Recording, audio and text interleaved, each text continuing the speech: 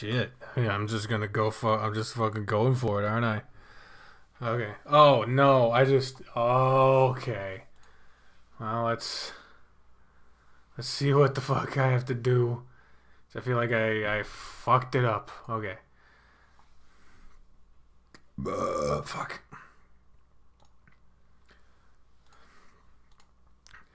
Gotta update the stream information because it's wrong and it's not what I wanted it to be. Oh shit.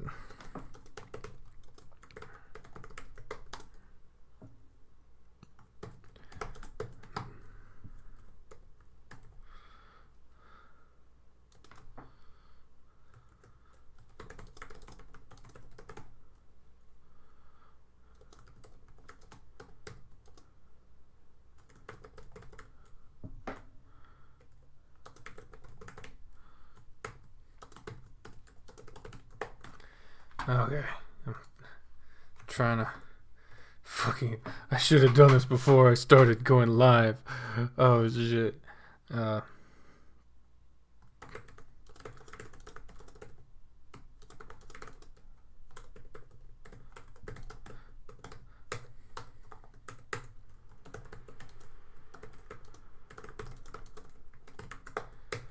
Okay. Save this. Everything will update, and it'll be okay. It'll be fine. Once it does. Is it updated? I don't even know. I saved it. It appears to be frozen. No, don't discard the changes. There we go. Okay. So let's see. Going to the live dashboard so I can see. Oh, hey, people are already here. What's up, guys? What's up, people? Ronan Jin, what's up? Strawberry Milk, hi. Guillermo Gargulo. I will never be able to say your name. Okay, hi everybody. Allow me to go grab the link to Dirk's video. It was a live stream. I was actually on the live stream. Go all the what the fuck? Oh, okay. Go all the way downtown. Where the fuck? You stupid bastard. You want to fight me? Paste that. Delete most of this. There we go. Cool. Alright. So I think we're good to go. So I'm gonna pop up on the screen now to kind of explain what the fuck is going on here. So much going on. Yeah, no kidding. There's a lot on this. There's a lot going on this thumbnail. All right. Let's show me now. Hey, there I am. I'm between two beefy boys. I'm gonna go ahead and turn the chat off on this particular one because I can see the chat, but it's kind of fucky. Also, finally got myself a mic crane, which you can kind of see. So now when I touch the table, it does not sound as shitty. It's still kind of shit, but still not too shitty. Gonna go catch up on repeat, a few behind. Go right ahead. There's plenty of time. I know there's a new update coming soon, I think. Monetization cards. Oh, there it is. Copy. So I'm gonna fucking open this up here.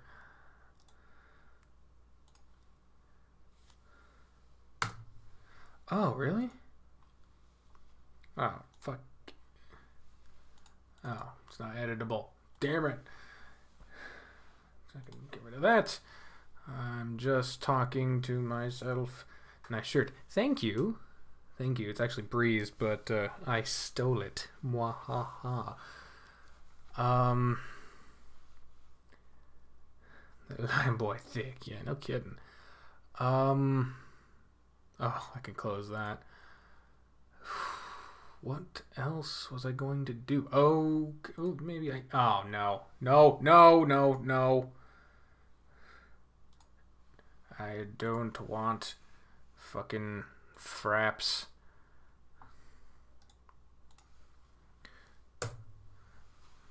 Yeah. Okay. Am I good yet? Have I done all the things I should have done off camera now? OMG, you look so pretty. Thank you. So, see, I don't know what that means. All right. So, now that I'm 6 minutes into this shit, let's actually explain what the fuck I'm doing. First of all, hi everyone. I am here today doing something that just sort of started happening out of nowhere, and now it's a thing. So, here we go. First of all, let me make sure y'all can hear me properly. Yeah, that's good enough. Crime of fashion. Oh, nice. Thanks. Fuck you. Oh, you retweeted. Thank you. Oh yeah, that's a good fucking idea. I should put it on Tweeter. I should put it on the Tweeter. And there's more porn. Okay, cool. Desktop audio is muted. Good. Let's post in the link. I'm choosing my picks for... I'm gonna tag him Dirk. Dirk the Dork. Best Boy March Man-ness Tournament Bracket. Live right now. Holy butts. And then there you go. Oh no, Vanna White, she okay? Oh, Vanna White's okay? Oh, okay, everything's cool. You know, it's scary when you see like an older celebrity on trending and you're like, oh no, are they dead? And then turns out everything is fine, and you can tell because all of the top tweets are people being like, oh my god, I thought they were dead. About to start for episode 40 repeat. Damn.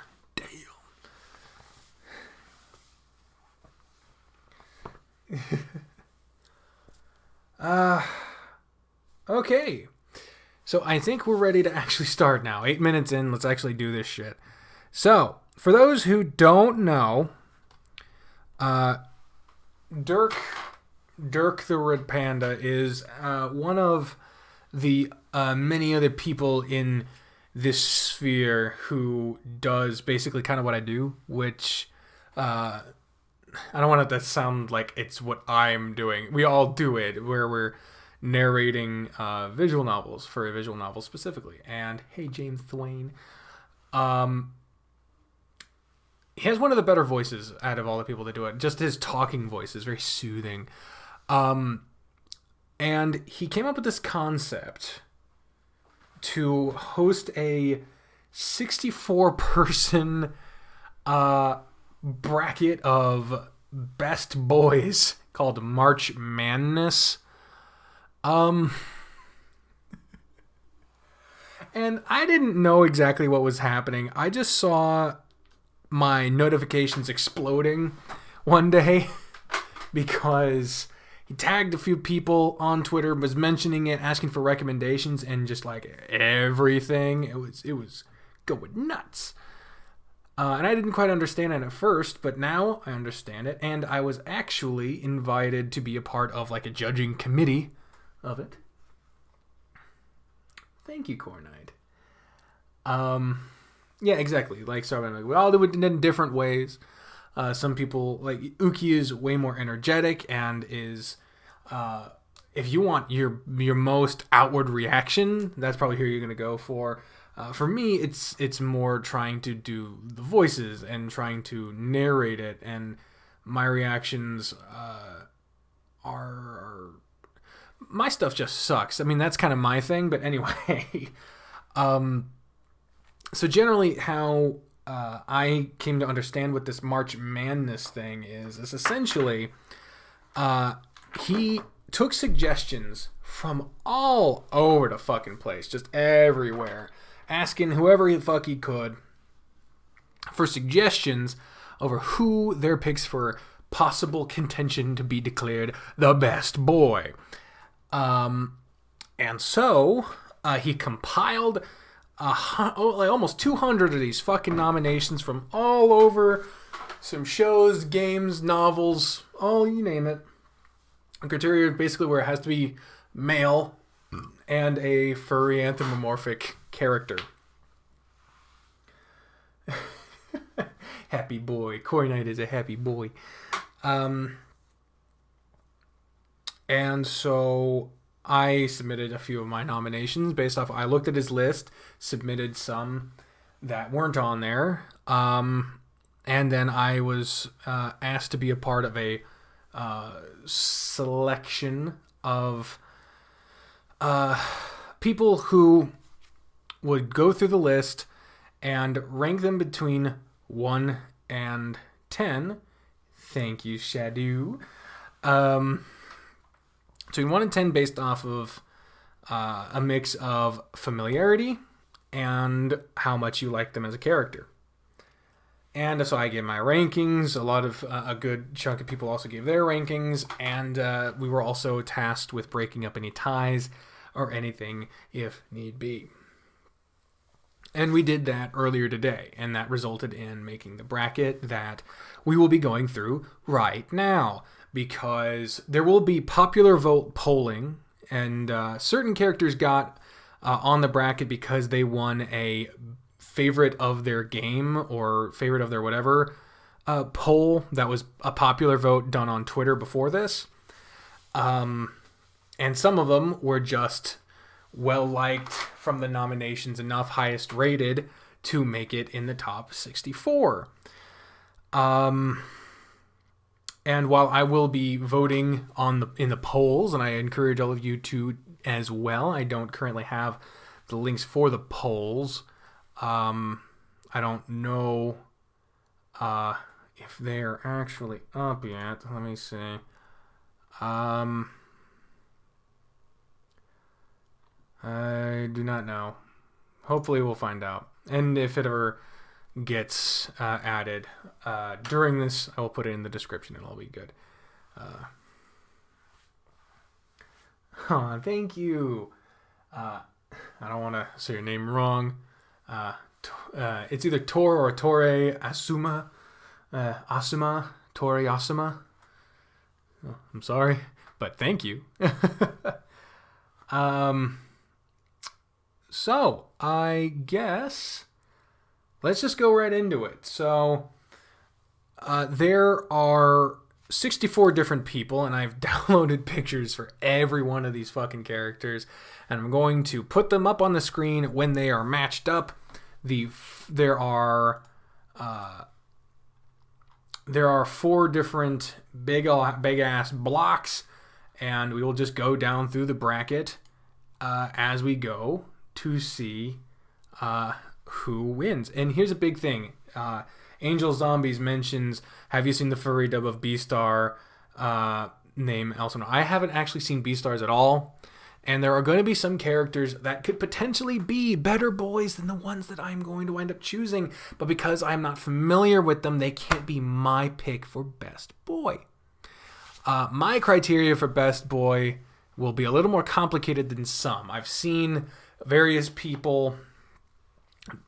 We were given the option for characters we don't know to just go off based off of appearance, and I don't believe in that. I think that's too subjective. I think that's too superficial. I don't want to do it. However, I will not begrudge anyone else who happens to think this way. So there will be other people making their thoughts about these particular choices, about these particular people in contention. These are just my picks based off of what I will be explaining. Enjoy, hopefully enjoy, the videos, Core Night. Bye. So this is actually your first matchup here. Let's see how they were ranked. Ranked number 1 is, let me see, there we go. Ranked number 1, Shoichi ranked number fucking 1. Not only did he get the overall ranking, but let me see here. Yeah, he was the most popular based off of the straw polls that were done out of Tennis Ace entirely, winning 54%. But also, he was the number 1 rated character out of the entire shit from the judges panel. So, goddamn. And on the other side, you have, let me see, this one. No, this one. Sorry. Let me get this here. Mark from After Class. I'm not going to go through the stats on each and every one. I will be writing down who I pick for each one because I want to figure out who's my best boy. Out of these two, it's kind of a squash match. I don't really know much about After Class. I've only played it, a couple times.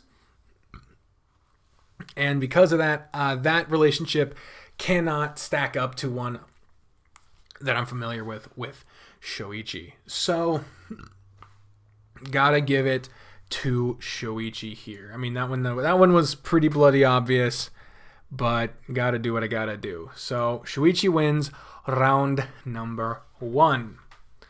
So, let's go ahead and replace the pictures.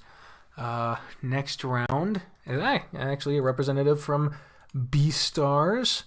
It is, I believe it's Golan. Gulen. I don't know. Either way, there they are. Pandaman.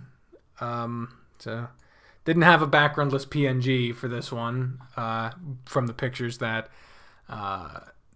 Dirk provided, but that's okay. And Golan will be going up against boy I'm very familiar with, Philip. Very small boy, apparently. Very small Philip. There we go. Philippe. So you got a character. Unfortunately, there's going to be a lot of this in the early rounds. There's not going to be a lot of tremendous thought going into these. But we have a character that I'm very familiar with and really like, versus a character I don't fucking know at all. So, unfortunately, another squash match in favor of Philip. But that does mean that the next fucking those two going against each other, Philip and Shoichi, that's gonna be a rough one. But we gotta wait until later on for that. So, going straight into round 3, wasting no fucking time at all. Who do we got? Ooh, okay. We've got June from Tennis Ace. Oh, hell yeah. June from Tennis Ace. June from Tennis Ace versus... Here we go. A weird picture. Weird picture to be chosen for this one. Wilbur from Animal Crossing. Now, okay, here's something else about these. It's not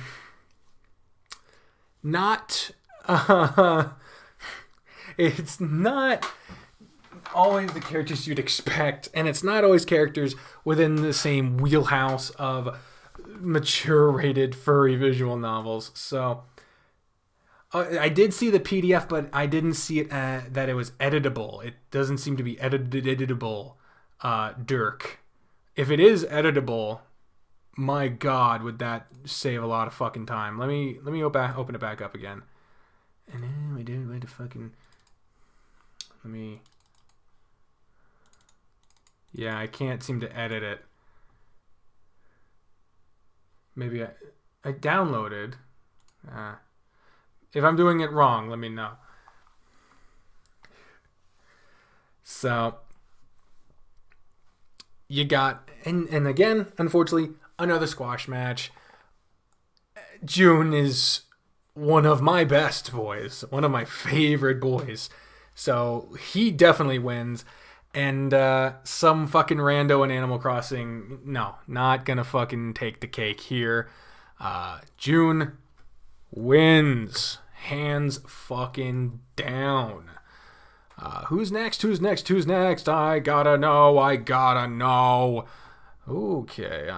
First one's a big contender here. We have a lot of... let me make sure I get the right one here. I do. Okay. This one's a popular one. It's Samuel from Repeat. The character whose sex scene got cut, and I think rightfully so, but a lot of people were pissed about that shit. But, you know, whatever. Y'all have your tastes. It's fine. This one's actually an interesting choice for me, because I have relative familiarity with both of these characters. Oh my god, Cliff, could you chill? Cliff, please. Oh god, no, the verses. Cliff, could you shrink, please? Oh, god damn it. Cliff, there we go. Fucking hell. Cliff, from the smoke room. Probably use a marker or write text boxes. It'll be fine. You have not seen Art of Wilbur. The Art of Wilbur. I have not. I really want to play Animal Crossing, but there's like, there's someone missing from this chat since watching live streams year ago. There are a lot of people who have come and gone over the years.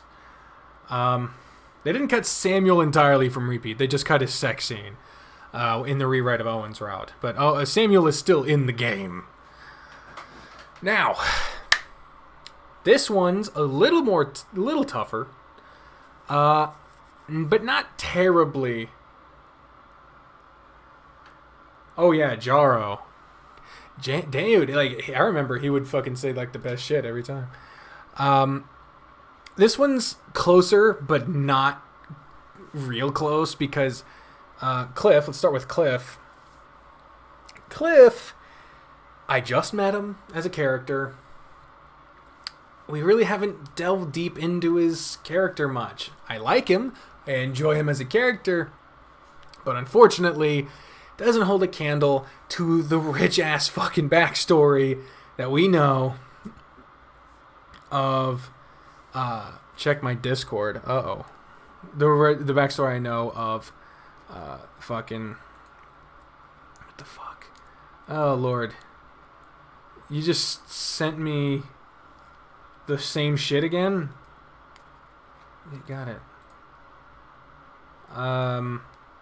Is this the official fucking spreadsheet here, Dirk? Because if it's the official one, I don't want to edit on it. But if it's...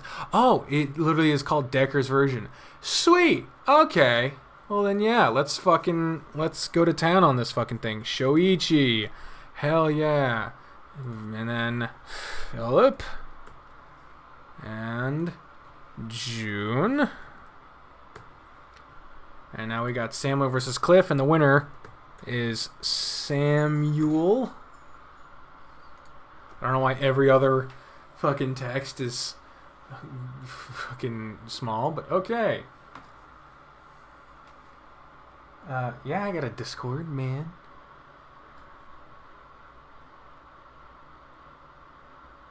Made you uncomfortable. Damn. I'm starting to think you are just Jaro under a different name. Oh, am I loading? Am I loading, Sebastian? I'm sorry. Yeah, the choice here is clear. We know Samuel. We love Samuel. With or without that ill-fated scene, Samuel wins. So let's see. I wish I had more space. I wish I had a third monitor, because that's what I need. A third fucking monitor. Let's scrunchy screw this shit. Yeah, it'll be fine. I wonder if I can... Yeah, I can just pop out the chat. But I don't want the chat alone. I want to be able to fucking see this shit. Oh, use the text box below. Okay, cool. Figuring it out. It'll be fine. Oh, God. Okay, I get it. I'm sorry. I'm a failure, Dirk. Jesus. He's like on the fucking page being like, use this one. I'm like, Jesus, man. Okay, next is a clash between two characters I barely know. In Haida from Agretsuko. Yeah, we'll just leave it like that. This ain't gonna be the prettiest fucking thing. And pull up his challenger. Macon, Georgia. We've got business class versus Macon, Georgia. And this is another problem. You'll find in the next couple of days. I've seen this cliche before. You're better than me. I don't know what the fuck. I'm a Finnish lad from Valkalia watching an American YouTuber. Damn. I don't know what you mean by I'm better than you. That is probably as far from true as possible. Good night, Sebastian. It was nice having you here. In the next couple of days, I don't remember which one, you will see my first recorded episode, so far only recorded episode of Socially Awkward. I will be uploading that. It's already been uploaded, but it's going to publish soon. And only kind of met McCon here. Not really much in the way of character development. In fact, he was the only character to not get an introduction during class, which was very strange to me personally. Whereas you got this fucking guy, Haida, who very popular, very fucking popular. And I don't know. I would have to go with the character I've seen a little bit that I like of versus a character I don't fucking know at all. Between the two, it's not a very hard vote, but gotta go with that. So, there you go. That was my pick. Haida wins. So, next up, we have... Oh, okay. Who's next here? We got a character a lot of people like in Koya. Let's fucking shrink you down, you fucking egomaniac. Versus another character a lot of people like.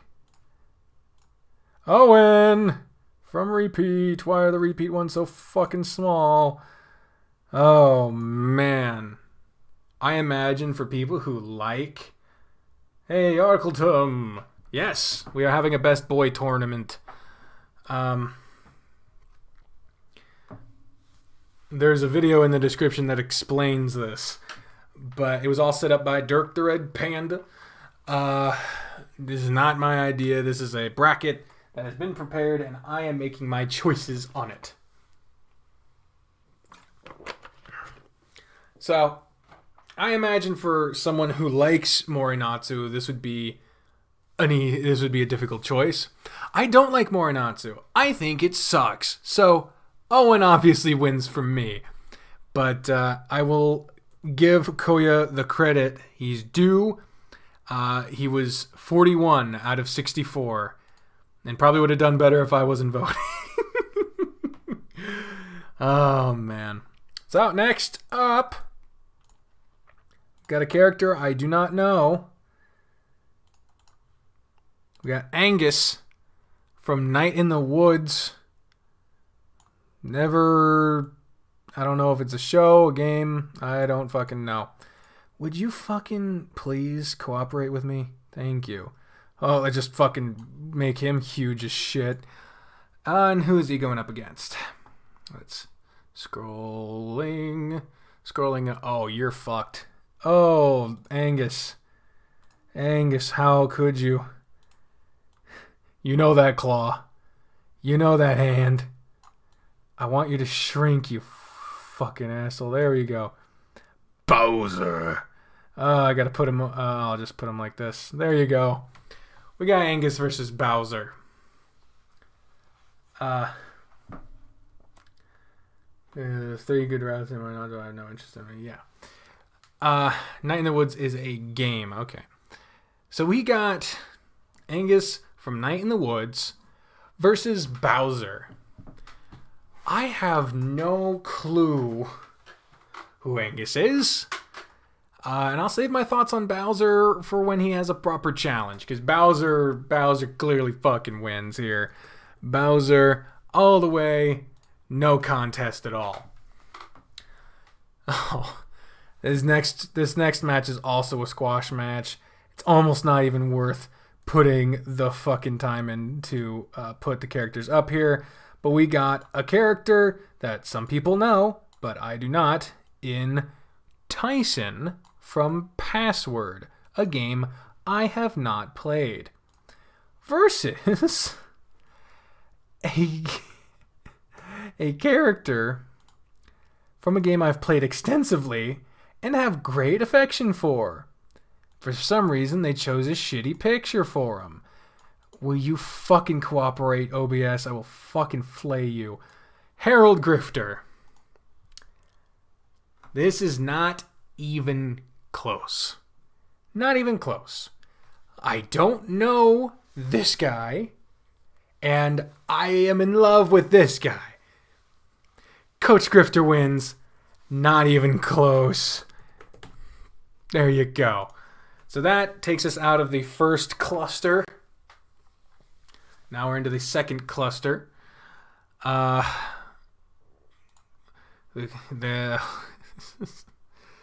Bowser versus Asgore is a tough choice. Oh, Lord. Next match. Legoshi from Beastars. Well, I believe is either the main character or one of them, because every time I open fucking Netflix, his face is on there.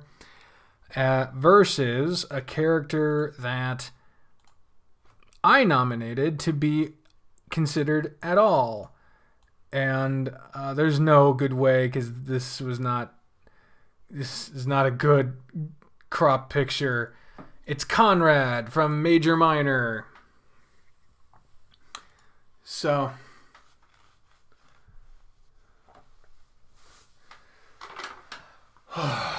Lugosi's the main character. Okay. Bella Lugosi. Oh, I wonder if there'll be anyone from Major Minor. Yeah. We got Conrad from Major Minor. This is a character I actually nominated to be on the list, despite Clace hedging on an interview with me at one point. So, but honestly, again, squash match. I don't know him. I like him. Conrad wins. These first few matches are not going to be interesting too much. Here's one with characters I actually do know. We've got a second Samuel. Are you kidding me? Yes, Samuel from Y. Why couldn't they? Okay. Samuel from the Smoke Room. He's up there. That's his back. Versus... Man, Dirk was in a hurry getting these pictures, man. Versus a character we actually know quite a bit about. Dozer from Extracurricular Activities. Okay, so here's the first one I have to probably put a fair amount of fucking for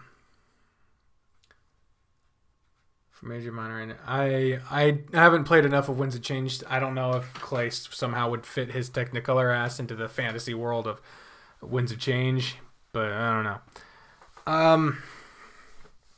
So in this one, it's a little tough, right? Because I like Samuel. I like Samuel a lot. There we go. I like Samuel a lot. However, Dozer, man. I have played so much of his route. I'm invested in his story. And I don't know enough about Samuel yet. I've only played a handful of episodes of The Smoke Room. And while I abso-fucking-lutely love the writing of Howley and the Echo Project in general, I can't put a character I barely know over a character that I know and love. So Dozer takes this one. I know that's probably not going to be the way the popular vote goes because I don't know. We'll see. Next match. Oh, a character that did not get a lot of love in the conference call earlier today, even though I adore him. It's TJ. TJ. Oh, damn it. I wanted you to expand. TJ.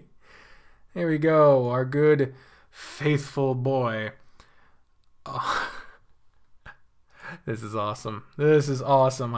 I took a fair amount of time away from between the live stream and now. It's Darius. So I kind of forgot who the matchups were.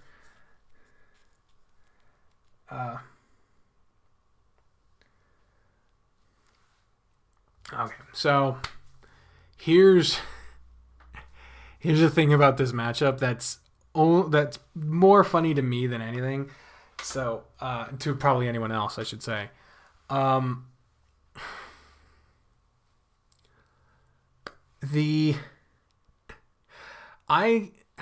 love the voices. Purple Dragon Studios. I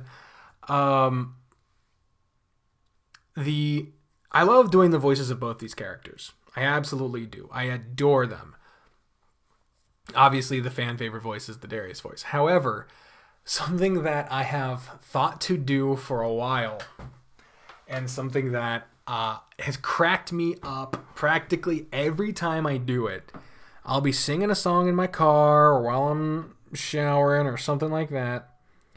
And I absolutely love having these two characters sing a duet. Because you have Darius, who is just the most flirty boy with a heart of gold, who could just in three sentences probably make TJ explode from the sheer embarrassment. Pairing these two characters together in a... Of course I remember you, Purple Dragon Studios.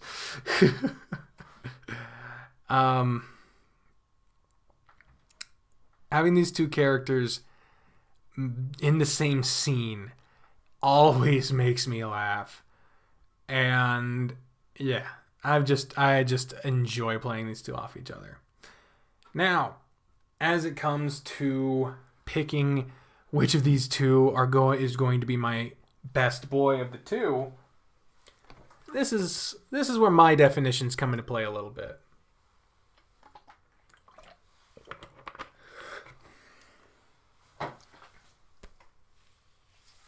So, in a D&D alignment sense, bear with me, TJ would be lawful good. Darius would be probably lawful neutral, if not chaotic neutral or chaotic good, somewhere in that sphere.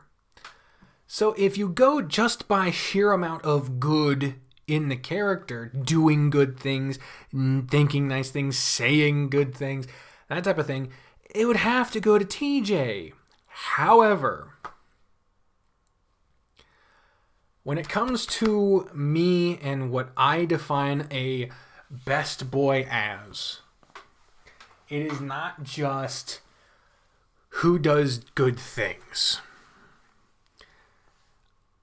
TJ is a character that has gone through so much and is still dealing with so much.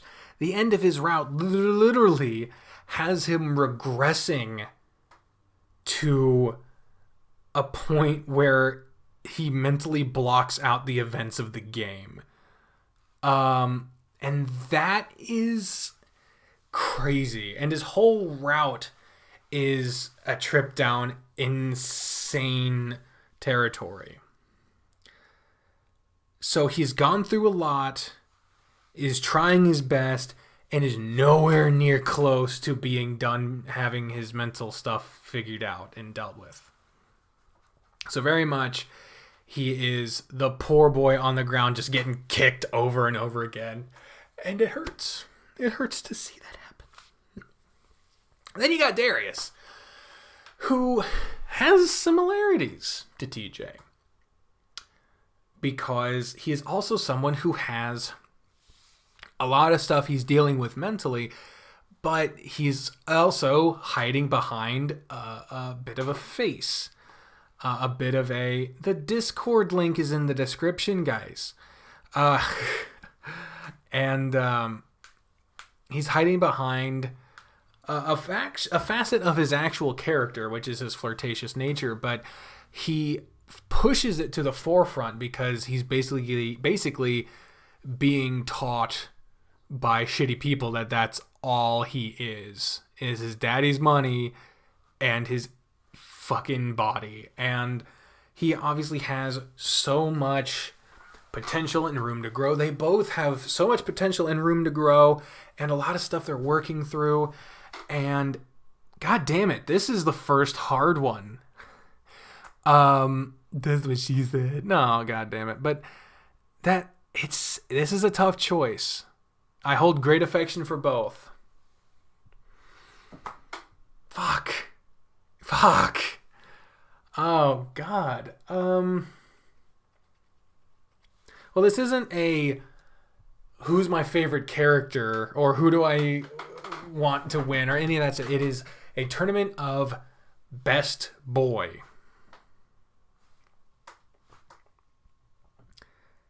And as far as I know, because I haven't played all of Darius's updates,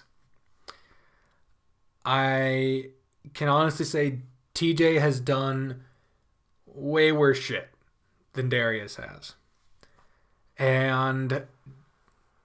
But Darius has dealt with less shit than TJ. But they're both still going through a lot of shit, so I'm not here to push, but here to cheer Darius. I'm gonna go with Darius. And that is a tough fucking choice. I wish these two could have faced off further down the line because we're not even close. But Darius has to take that one. I stand by my choice. I'm sorry, TJ. So many people have kicked the shit out of you. I never thought I would be one of them. Next up is another Darius. This one from the Pirate's Fate. Captain Darius, or Darius, whatever. Captain Darius. First of all, we got two Dariuses on screen. Ain't that some shit? Versus a character I don't know, so it's going to be a squash match. Jack from Beastars. Beastars getting a lot of representation in this bracket. A lot of people have told me that I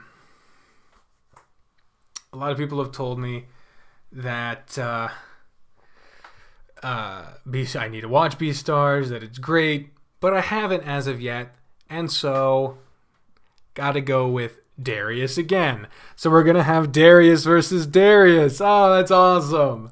The second Darius doesn't stand a fucking chance, but we'll get to that. So, The Pirate's Fate. Very good visual novel. Very heavily invested in choice in that one.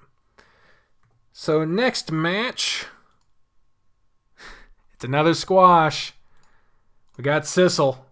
We got Sissel from Repeat taking on a character from Notes of Hearts named Goulash. Oh my god.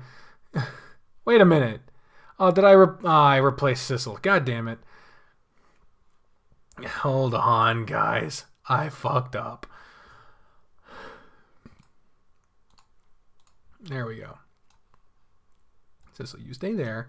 And Jack, you get the fuck out of here. Goulash needs to take the fucking stage, even though Goulash is not gonna win because I don't know who the fuck Goulash is. And yeah, this isn't even a contest. I'm not even gonna spend time explaining it. Oh shit. Zazzle wins this one by sheer familiarity. Not that that would be the only way he could win. Is it okay if I message you on Discord for a little message for you? I feel embarrassed talking about my feelings and things. Yeah, feel free to send me a message, man. What's up, everyone? How do you vote? You will be voting. You will be voting when the polls produced by Dirk the Red Panda are made. I don't know when or if. I know they will be. I don't know when they will be out, but they will be. And you will be able to choose your own best boy from this bracket. But as of right now, this is just my picks.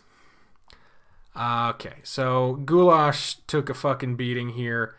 And the next... this next one's kind of sad. In this next match, we have Chris from Santa Lucia doing a pose I have never seen him do. And it kind of makes me feel a bit unsettled. It's an unsettling position. I don't much care for this face that he's pulling here.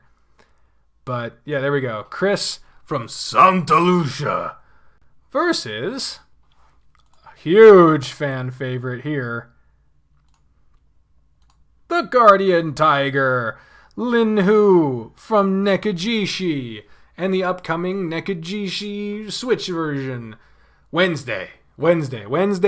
Keep track of Dirk's fucking channel and his Twitter. He will have the polls out on Wednesday. So consider this a whetting of the appetite. So between these two, it's no contest. I've only played a little bit of Santa Lucia. And while Lin Hu is not going to win... on my fucking list. I do want to know how far he gets. But Chris, as much as I love the dude and I want to see more of him, one of my favorite characters in all of Santa Lucia, Lin Hu, Guardian Tiger, easily wins this shit. So Lin Hu, there you go. Lin win. Moving on. Okay, here's another one. Here's another one that I'm going to diverge from the pack on. We got Carl from Echo here versus not only an internet favorite character, Wolf. Fucking Wolf from goddamn Star Fox. Would you please... Fucking OBS. I will kill you. Know this. There you go. Wolf. Woo-ha.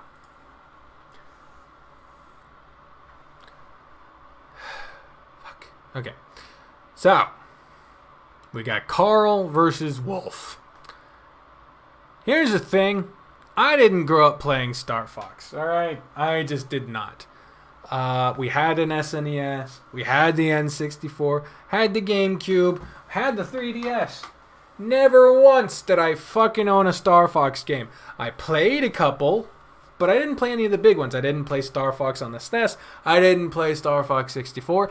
I played Star Fox Assault once, and that's my entire Star Fox fucking exposure outside of Smash. And so Wolf... I know him to be the villain. He is cool. I like his voice. I like his design. But I don't know him well enough. And Carl is fucking awesome. I love him, his character. I love Carl. Carl fucking wins. Carl beats Wolf, in my opinion. I typed Carol. I'm sorry. Next up, we got a battle of the black and white characters. In this case, Panda. We got Brian from Santa Lucia versus, here we go, Nikolai from the Smoke Room. Now, these are two characters I barely know. These are two characters I hardly ever fucking got to talk to. I will say, though, that in my few interactions with Nikolai, he has proven a respectful and loyal and kind person, and Brian has proven to be a kind of generic hornyman. So, Nikolai wins. Nikolai. There you go. So now we're moving into the next cluster. We're halfway done with the first round. Alright. It's fucking hot in here, man. We got ourselves a Greg from Night in the Woods. We got Greg. There you go. And versus another character I don't know. Tylos. I don't know either of these people. Thank you, Purple Dragon Studios. I will check it after this. So I'm not reading your personal shit on the air. So, what? Okay. I am fucking thirsty. I might have to get up and change the thermostat here soon. It is fucking hot in here. Yeah, hold on. I'm going to be right back.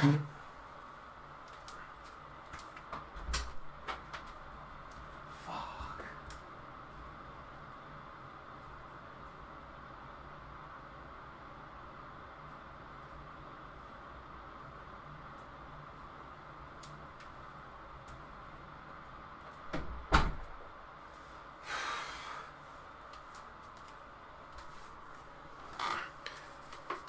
Alright.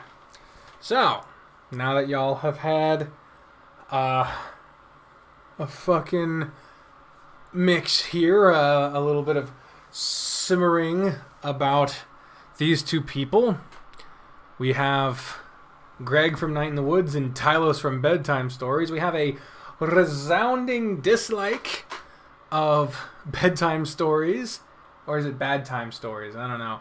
From Arkletum. Long-time supporter on Patreon. Thank you. I'll read it later, I promise. Even if it is 3:31, Jesus.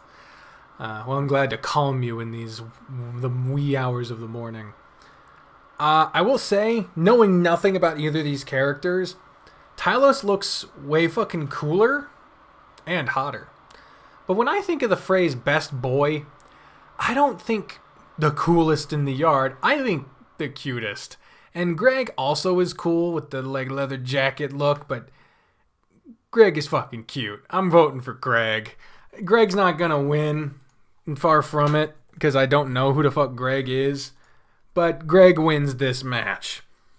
The next one is a matchup between two characters I am familiar with to differing degrees. First up is Yuichi, the main character of Tennis Ace. So many Tennis Ace characters made it into the best boys. No, that's the versus sign. There we go. And Yuichi is going up against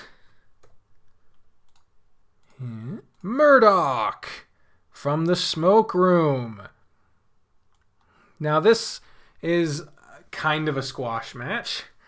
I did the right choice. Yeah, I appreciate it. This is kind of a squash match because Yuichi is the one where I'm way more familiar with. Way more familiar with Yuichi. Way more invested in their character arc. Whereas Murdoch, really just don't know much about. And in the few interactions I've gotten to see of him, is really just the setup for his character. And the setup for his character makes him seem like a douche. I know he will be more complex going forward, but as of right now, I don't really care for him. But on the other hand, I'm not the biggest Yuichi fan either. He's kind of a douche. This is the battle of the douche. And I care more about Yuichi, so Yuichi wins. Even though I never called him that in my playthroughs. Oh, fuck. All right, next match. God damn. We got Tom Nook. Tom motherfucking Nookster. Nookenstein. The Nookenheimer. Nookenheimer Schmidt. Versus a character from a game I don't like. Woo. Oh, Juichi, you deserved a better game. You also deserve to be a better character. There's no contest here, ladies and gentlemen. Tom Nook is one of the best boys that has ever boyed.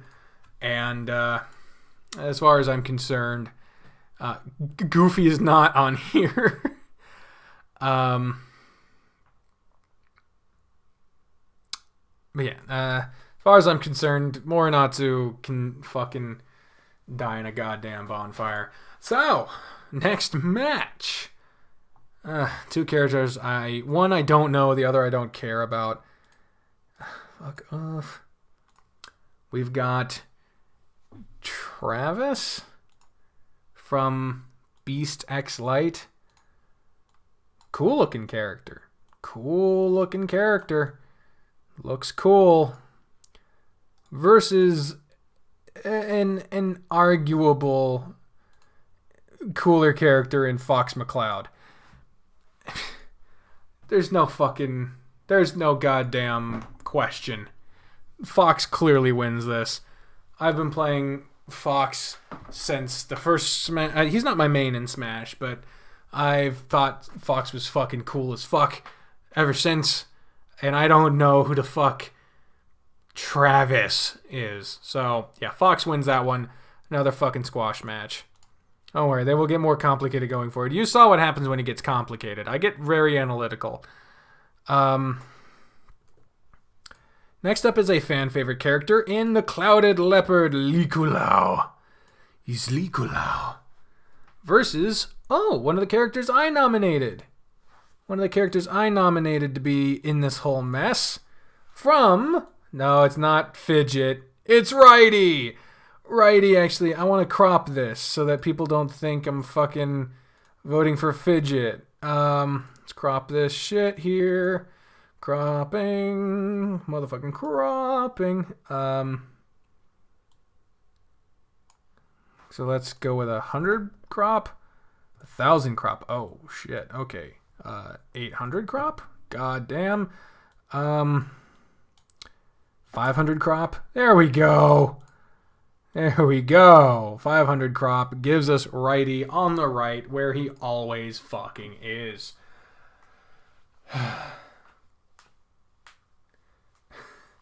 Tom Nook is not a loan shark. He is a capitalist and a very generous one at that. We will get more into Tom Nook when he has proper competition. So we got Likulao versus Righty. These are two characters, don't say much, but make a big impact.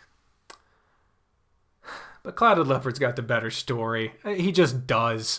He's trying to save his whole fucking village. He's very coolly designed, and Righty has a cool gimmick. He's always on the right. And he has an interesting story too, don't get me wrong, but no, it's gotta go to Likulao. I'm sorry. Likulao. All right, next up. One character I barely know, and the other one I don't know at all. These are the ones I don't like. We got Anders from After Class here. Again, haven't played the game, but a couple times. And he is going up against someone from Tokyo After School Summoners. Who could that be? Horkeu Kamui? Okay, they're cropped. Let's take the crop off, would you please? Boom. There we go. There we go. Whoa. You look cool. Isn't he cool? Isn't he so fucking cool, guys? He's so fucking cool. Oh, you started with Major Minor. Wow. That's a weird place to start, but I appreciate it. And you found, and QQ found me first from Repeat. Nice. Alright, so I don't know these two. I don't even remember Anders at all from my playthrough of After Class.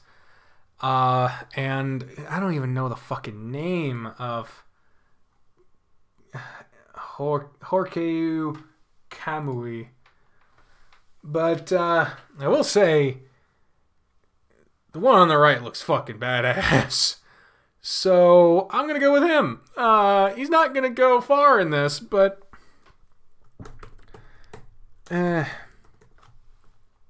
when there's barely a competition, you can win over nothing. Next up is 2018's favorite furry, Nick Wilde.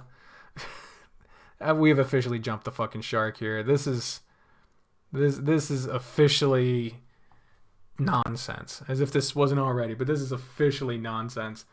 And he's going up against someone from a show I have not seen. I don't know if it's a show or a game. Shiro? Not Shirokoi, but it's more Shiru from Brand New Animal.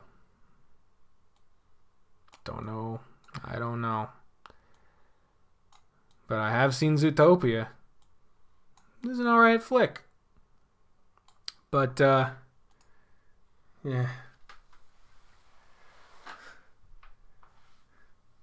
Oh, thank you, Cloud.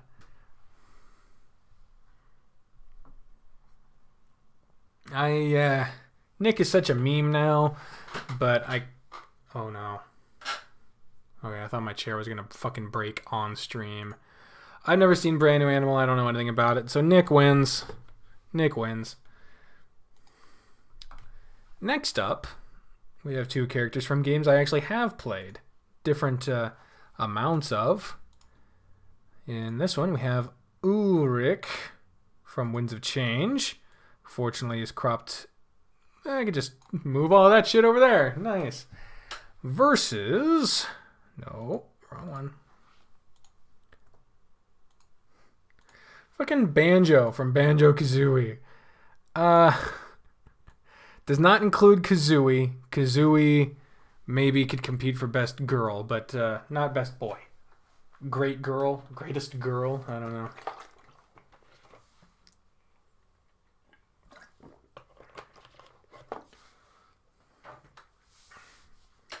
So, I've played Banjo-Kazooie. I've played Winds of Change. I have played less of both of those games than I consistently remember me to having played. Also, thank you. About my shirt. Problem is, I know Banjo way more than I know Ulrich. Despite having played the respective games way less than I ever remember. I've played Winds of Change here recently. I have not played Banjo-Kazooie in years. But I gotta go with Banjo on this one. Banjo, I've enjoyed Banjo for years. I remember singing the Gruntilda's Lair theme to myself, walking around the school. No wonder they all hated me. Next up is our favorite guitar boy. Oh, Lord. There he is. KK Slider. Yay. Guitar boy. Going up against a character I don't fucking know. Brymore from Identity.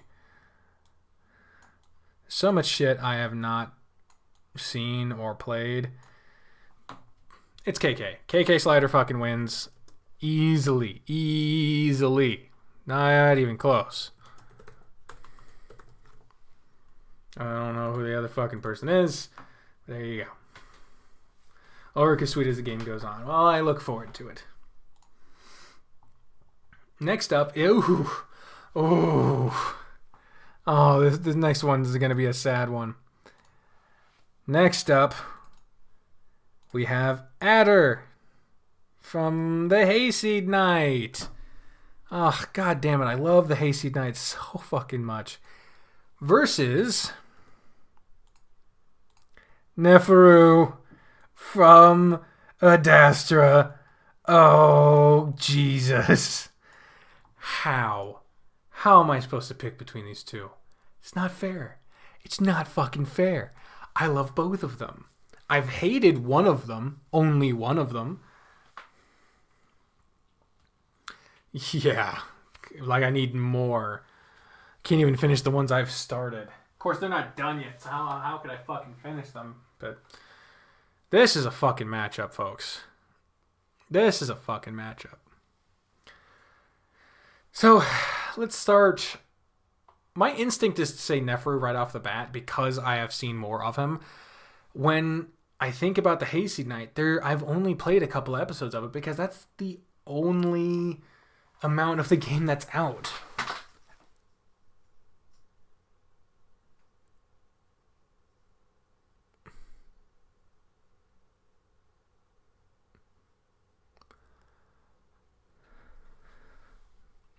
I'll be right back, guys.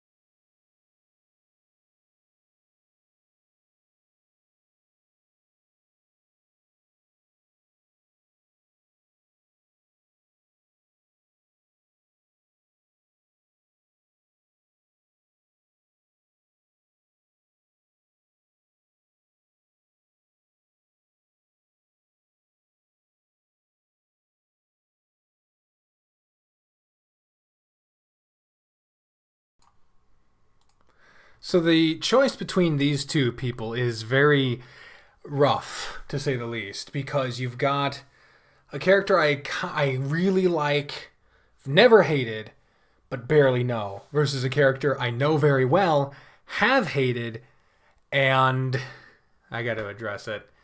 I wanted to steamroll it, but I fucking can't. So, as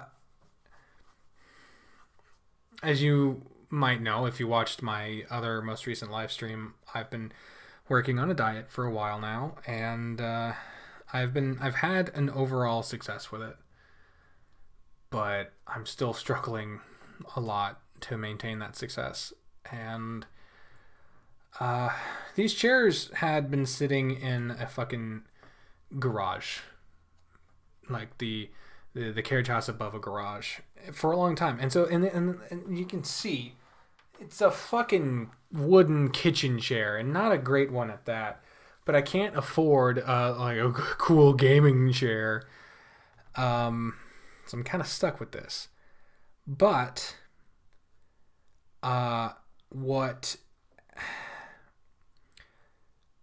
the problem is over the course of my life, I have been overweight, and I have broken a number of chairs, and it really hurts. It's a huge blow to the ego, and it really sucks because you work really hard.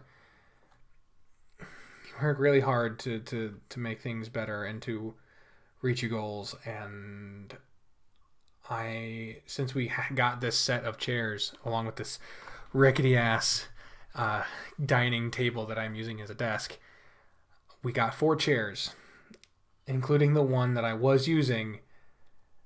I have now broken 2 of them, and we've only been here for 3 months.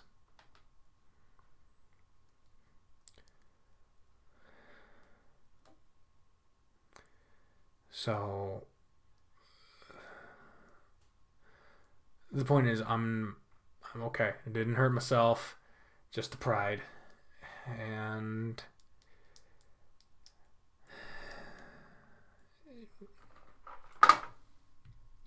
let's continue on. So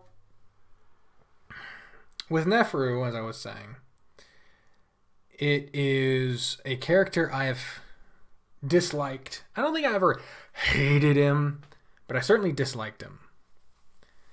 And there was a point in which I just did not like him at all. But then there was a point in which he absolutely won me over. And so I feel like I've been on a bigger journey with Neferu than I have with Adder. So as much as I love the Hayseed Knight, and they're the only representation on this whole fucking bracket from the Hayseed Knight, I have to go with Neferu. I'm sorry, not sorry. So Neferu takes that one. The next match includes someone that I nominated. From the Pirate's Fate, we have Liko. Oh, I love Liko. Oh, God, he's the cutest little landlubber. God damn it. And he's going up against a character I barely know at all. We've got Parker, a.k.a. Mr. Stone, from After Class. Now, I didn't play a huge amount of the Pirate's Fate. I wanted to go back, but I never did. And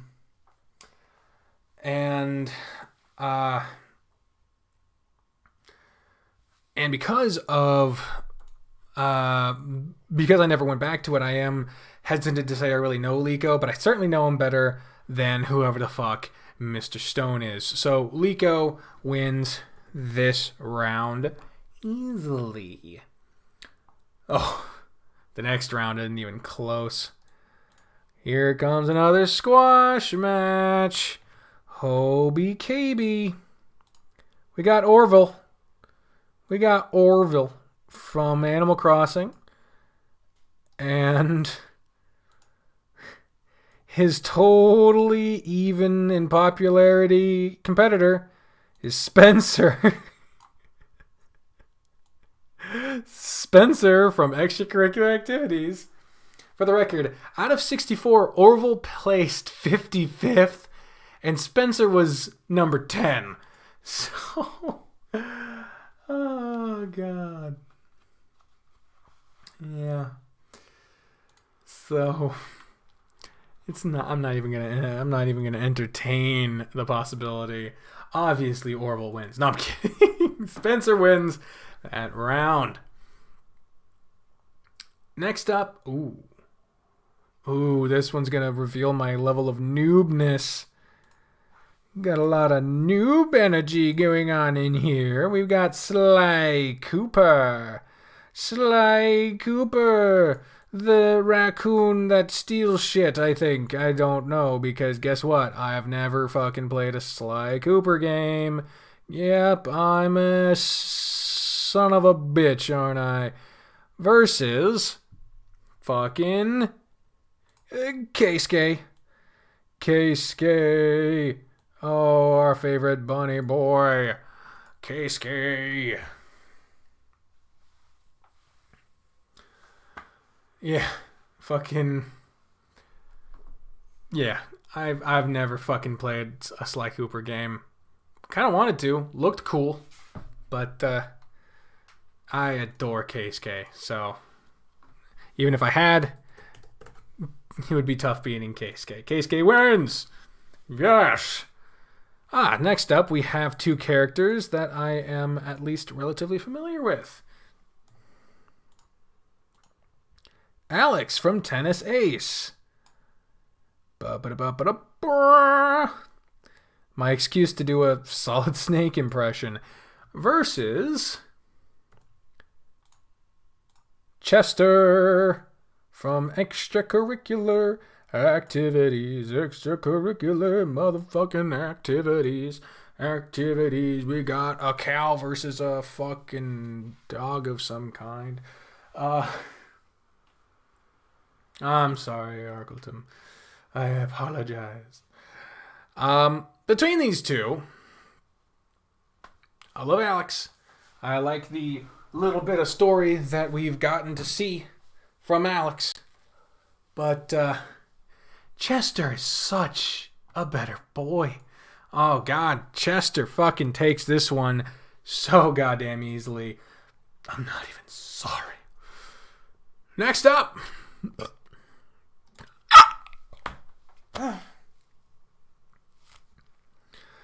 Next up is, from a game I have not played again, Dean from Password. And Dean is going up against... Okay. William from the Smoke Room. Man, a lot of gruff sounding people at the end here. William, hey, €2, I believe, euros. I apologize if I'm wrong there. €2 for Keisuke. That's a super vote. What the fuck? Oh, sorry, I didn't. God damn it. That is signifying that I got a super chat. But fucking sound effects, good lord. This isn't even a contest. As much as I don't know much about William, I've not played Password, so William wins easy. Alright. Now, Dirk, are you still watching? I want confirmation before I move on to the last of the first round that Dirk the Red Panda is still watching. If you are watching, I want you to comment in the chat. Hey, you don't know that Keisuke won't win. He probably won't, but he'll probably get further than I think. I've been surprised when I've done brackets in the past. I've done brackets all sorts of shit. I determined my favorite YouTuber, my favorite president, all over through a bracket. Dirk, if you're still here, I want you to say something. I'm going to take these two down real quick. I'm going to set up who's coming next. We got eyes in the chat.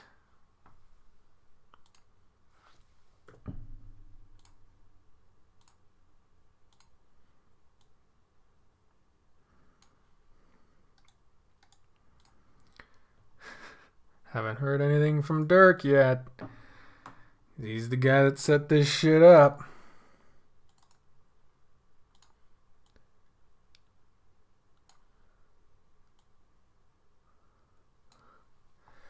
Alright. Well, I haven't heard anything from Dirk, so I'm going to assume he's not here. This is the match that he is the most excited for, and it is the most lopsided shit that could possibly have ever happened. There's no way. And I mean no fucking way that this is anything but the biggest squash match. Holy shit, 10 euros. I wonder if this shall go through. Oh, it did. How wonderful. Use this money for, let's say, motivation. All right, we love you, Decker. Usually it is Chef who donates. This time it is the raccoon. You know what? I appreciate that. I'm sure Chef's wallet does too. I really appreciate that. That is extremely nice of you. It really makes me thank you. So, since Dirk is not here to witness this lopsided stomp, shall we? Jesus. The fucking Batman thing.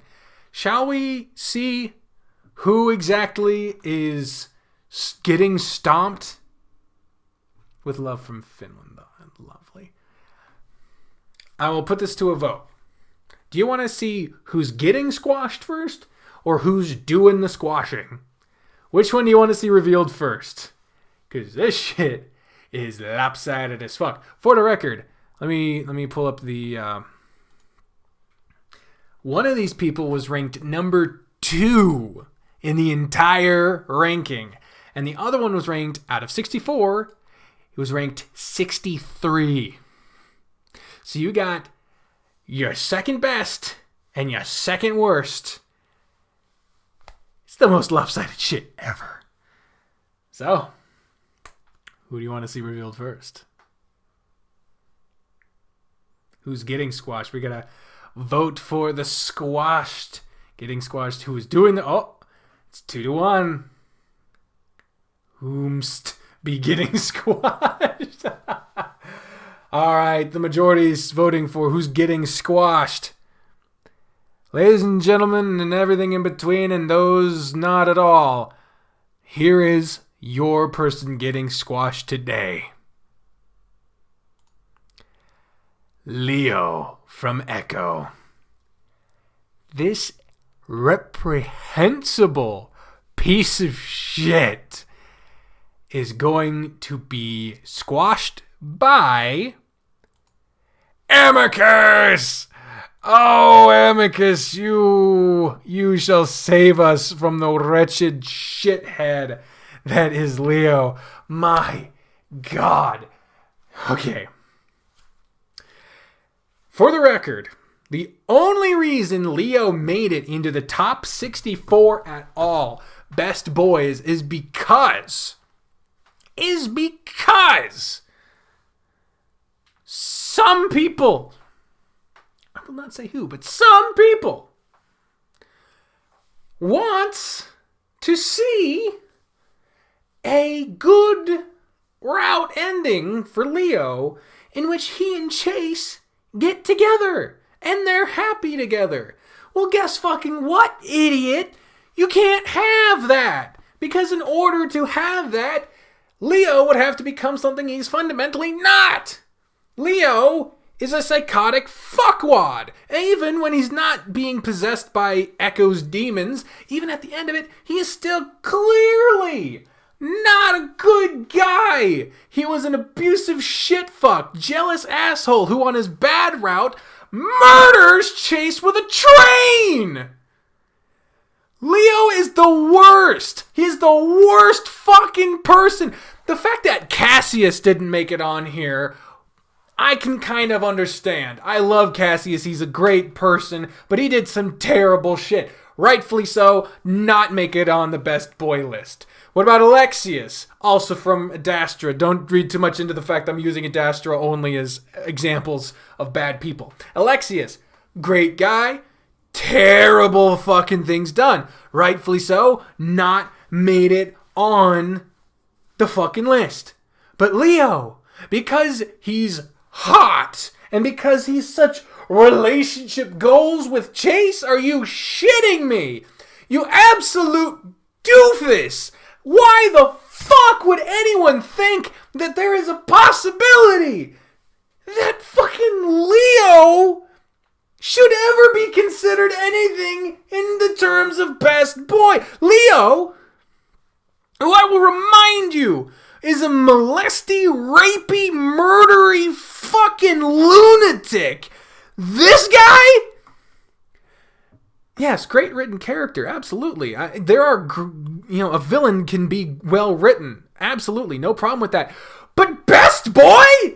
The fact that there are people out there who honestly believe that there should be redemption for this piece of garbage, and that Chase should be allowed anywhere near him. No! Good God! Chase didn't make it on this list. Chase, who was only doing terrible shit because he was possessed, and as soon as he wasn't, was a completely different person, a much better person. He did one thing wrong in his past and lived a life being possessed by someone who was destroying him, and as you saw in the Flynn route, eventually was let go from that and was able to move on and become a better person. But Leo, even when wasn't possessed, of course he never was possessed by the thing itself, Leo, when just generally consumed in the evil of Echo, not to the degree that Chase was, that was a possession by a being itself. This was just the evil in the soil, you know. Leo threatened to murder multiple people, did murder people, molested Chase in the arcade, tried to do so much bad shit. Oh my god. And again, murders the main character with a train in his bad ending, then takes him home before he's finished bleeding out to cradle him and spoon him as he's bleeding out from having his legs severed in this bed. You want that fuck? That's your husbando?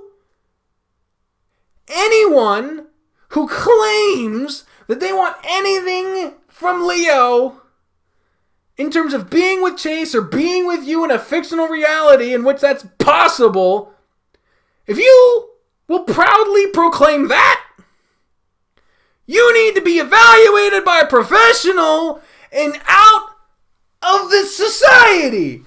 Go away! You are not healthy! You are a toxic individual that needs to be removed from public consumption!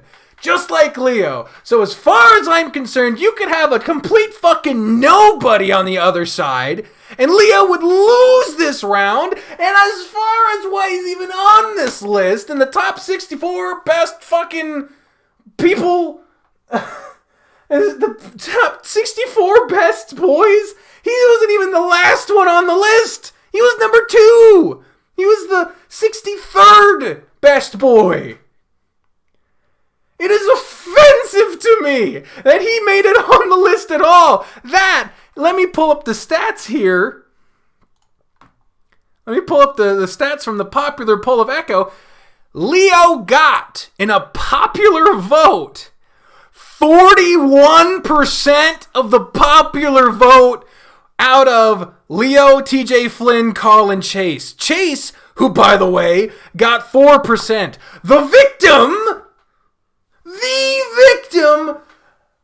of all this shit got 4%. Carl, who did literally nothing wrong ever, got 13%. Flynn, who was an asshole and then got possessed and was made into the actual evil possession thing, he got 15. TJ, who his worst crime was being traumatized, got 26%. But Leo, 41%. 41!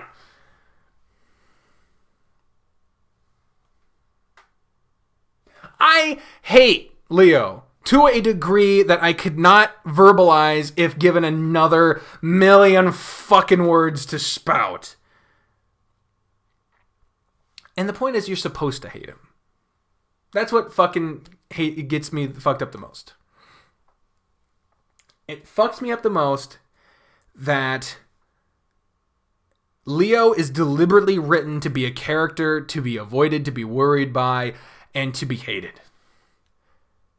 And the thirsty people who look at the game and don't want to read the story, or they read the story and gather from it that it's a fucking tortured soul story about love that could never be. These absolute buffoons.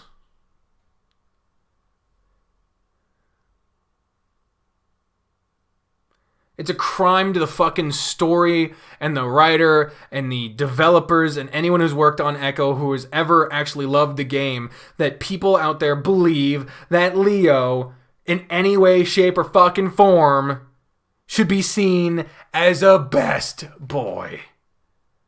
So as far as I'm concerned, if I had an executive vote in this whole process, Leo would have been cast out of the fucking bracket all entirely. But in terms of being in the actual story, since you're supposed to hate him, excellently written character, delightfully twisted, and I would love to see him. I love seeing him in the actual game itself. I don't hate Leo to the point of wanting him out of the game, because that would be stupid. I hate Leo because I'm fucking supposed to, and I hate the people who think that he is in any way redeemable. He's not.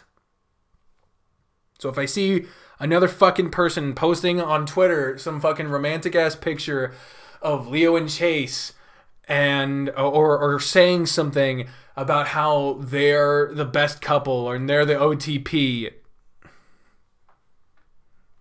out of my fucking sight. You're wasting my fucking air. So with that being said, Amicus, I really like him. He's a great guy, and I think, yeah, he's just a lovable, kind of goofy character, but intensely loyal, and I love him. So yeah, Amicus wins. Woo. Did I just woo? I didn't mean to. Guess I was just so upset. All right, so that takes us out of round one, which eliminated most of, not all, but most of the characters I really don't know that well. So, as a whole, we should be dealing with more difficult decisions going forward, which is what I wanted for. This is what I wanted. So, the first match of the second round. Let's pull up the competitors.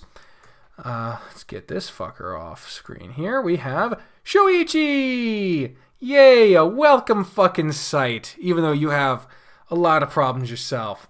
And he's going up against Philip, another character who also has a lot of problems. But you know what?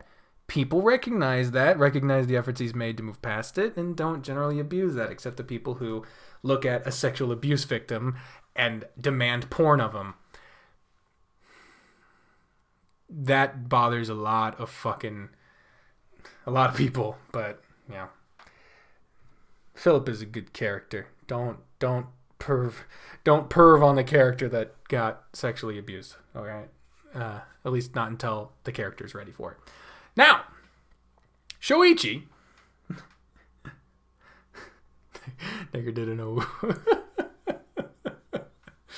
Oh, we get F's in the chat. Shoichi. Right? It is oddly tough. Shoichi is a dedicated and loyal best friend and lover in wait to the main character. Kind of similar to Spencer, to be honest. But you also get to see him struggle with his own personal life in that he is a very aspirational character. He has a difficult relationship with his family and has born out of this difficult relationship a almost self-destructive view of what duty is to other people. And as such, it is difficult for Shoichi to express himself and to be himself. So he's a well-rounded character. He's not just the best friend that wants to fuck the memshi. So he's a little more dynamic than that. Philip. Philip is tragic backstory trademark. We don't know all of what happened to Philip. We're still getting around to that because his route has gotten the least development out of all the routes so far, but that will be changing. Philip is a puntastic smartass and a bit of an asshole. He has no time for your shit, but will gladly help you if you need help with anything, especially if it means sticking it to the fucking man. He's an extremely proactive character and very self-contained. Almost none of his character is defined by his relationship to the main character. And that is oddly refreshing. In a lot of visual novels where everyone has to have some kind of relationship to the main character, Philip shares, one, maybe two classes? No, I didn't even share that. He shares one class with the main character. And, and they're just friends based off of not being forced to be in the room with each other. So this is a tough one. Philip is by far the more destructive of the two.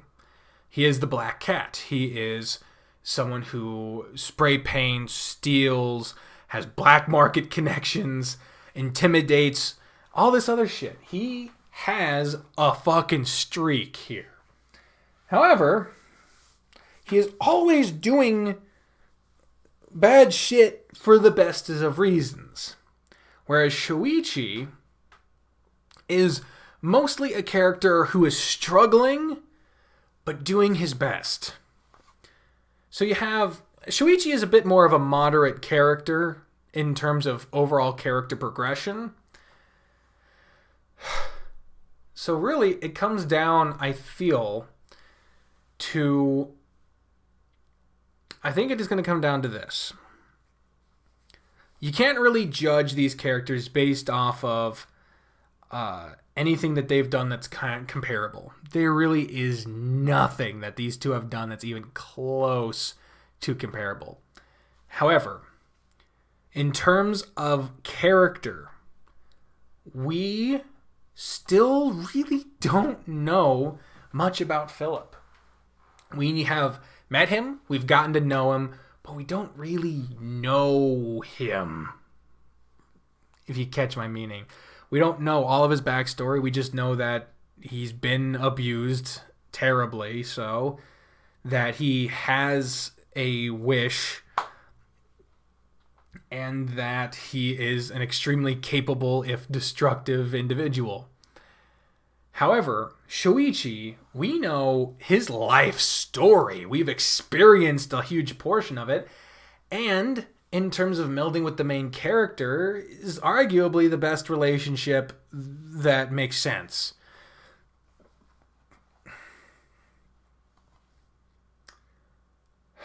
I'm going to say until we know more about Philip, until we can relate to him more as a person instead of as a character that has done some stuff, I'm going to have to go with Shoichi.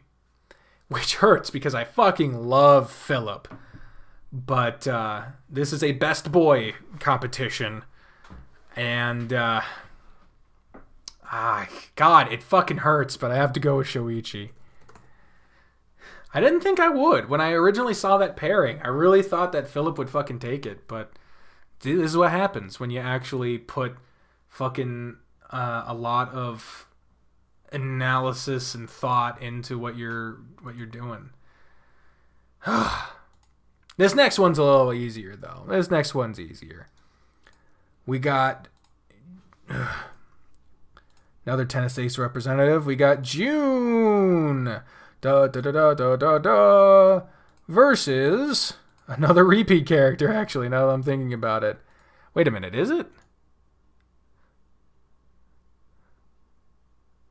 Yeah, it is. It's Samuel from Repeat. Tennis Ace versus Repeat once again. This is tough.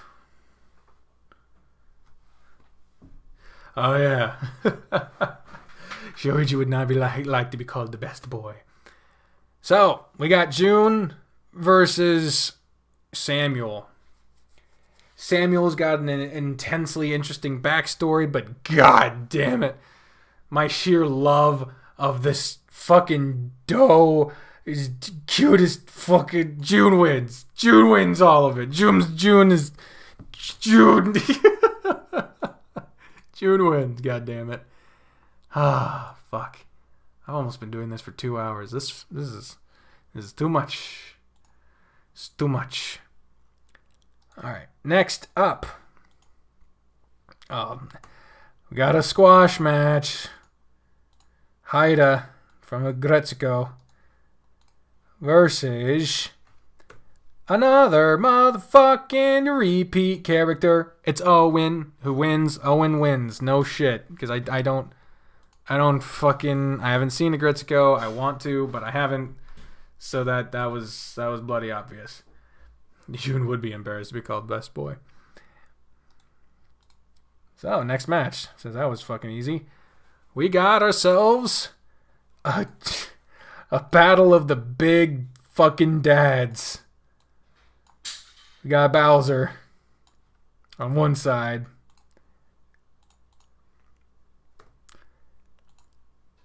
And we got Harold on the other. Oh, God.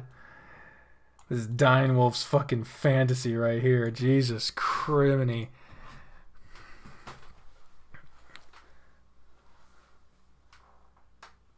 Kingsguard was not on there. I don't know about Kingsguard. They're talking about doing this again next year, so maybe at that point, I don't know. All right. Let me level with you guys here. Bowser is great. I've been a fan of Bowser for a long time.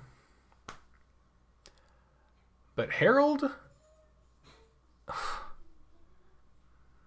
Harold's the best. I can't put Bowser over Harold. No way. No way, shape, or fucking form is that ever gonna goddamn happen. So Harold Grifter wins. Sorry, you fucking reptile scalies out there. So, next up. This one is a battle of the people that will likely not last too much longer. We got Conrad from Major Minor over here.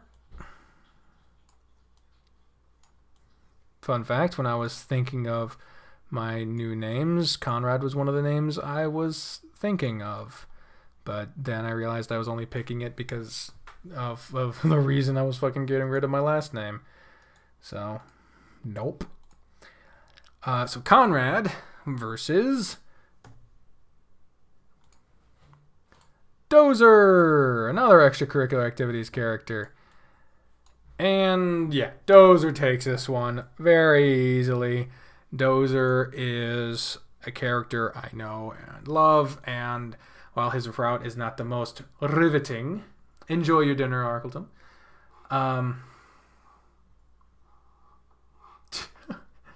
Damn, Full Dragon Studios going in. Dozer doesn't have the most riveting route, unfortunately, but I will say that it hit me. It got me.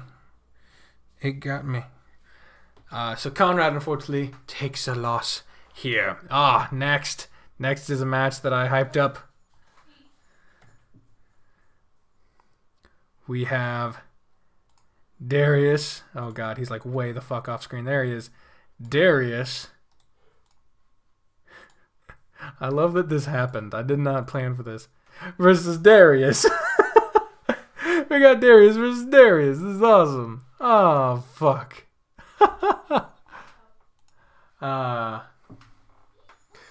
We got Darius versus Darius. Well, I can honestly say Darius wins.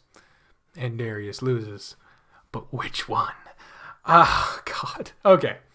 So, The Pirate's Fate. Let's start with that. I can't even pretend it's a contest. I love The Pirate's Fate. It was a good story. But a lot of the reason why behind The Pirate's Fate is to be a lot to do with choice. So the characters had to kind of take a back seat in a lot of instances to be more accommodating of the choices you make. And so, while Captain Darius was and is a great character, a noble warrior, I gotta go with Darius for the win. How could I not? Oh, there's an EA pirate version for extracurricular activities Darius. Should have had that picture up, but nope. All right, next up, it is the Battle of the Bases. We have Zazzle, who's got that kind of gravel voice. Although I've been trying to tone it down ever since Shirakoi flipped his dick about it. And then Zazzle is going up against the Guardian Tiger. Holy shit! You want to challenge me, boy? Could you shrink down a little bit there, buddy? Linhu, you're taking up too much of the screen. Could you chillax for a fucking second? Good God. Why are the pictures so divergent in fucking file size? Good Lord. Alright. But, okay, which one won? Darius from extracurricular activities won. We've got Zazzle versus the Guardian Tiger. These are so different characters. These are not even comparable. They're both moody. I can say that. They're both moody. See, Purple Dragon Studios. Shiro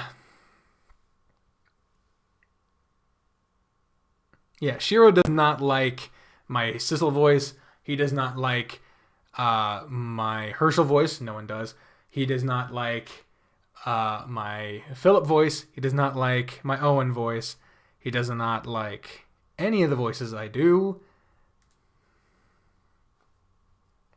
I just kind of realized that now. I was going through like, which ones does he like? He doesn't. Damn. Anyway, got two moody motherfuckers here. Linhu is definitely daddy material, but this is best boy, not best daddy. Maybe that'll be the next one. Daddy domination. Oh no, God. That's a whole different show. Linhu, unfortunately, suffers from a bit of one-note syndrome. So I'm going to have to go with Zazzle. It was by far the more well-rounded and lovable character for me personally. So Zazzle takes this one. Next up, we have a battle of the big boys. The big boys. Got Carl. Oh, Jesus, Carl. Sorry, man. I'll shrink down for you. I didn't know you didn't want someone all up in your face. Usually you do want that. All right. And he's going up against Nikolai. Every time I see the whites around his eyes, I think he's being like, what? Did the boy poop last time you had him out? He pooped earlier in the day, but I don't know that he pooped last time I had him out because I was bringing in the trash can. So he might have, but I didn't see it. Okay. Don't worry, we're going to have him out again before long.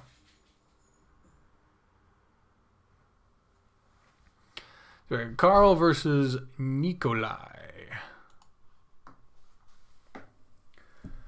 I've played an entire route of Carl, and I've only barely known Nikolai. Sorry, Carl has to take it. I like how sometimes I'm like, oh, it's not a favorite contest, but then it's clearly a favorite contest. The next round, we're already halfway through round 2. We have Yuichi from Tennis Ace going up against motherfucking Greg. And, you know, like I said earlier, Greg's cool and all, but I don't know him, so by fucking default, Yuichi takes the fucking round. So let's see. Next up, we have... What do we got? Ooh, 2 Nintendo characters. Very interesting. We've got Tom Nook, the most lovable Tanuki capitalist, versus Fox McCloud. Now, in terms of if this was like a physical fight, Tom Nook would be fucked. But I will say that I have a great affection for Tom Nook that I just don't have for Fox. I'm sorry, Fox, but Tom Nook advances to the 3rd round. What? What?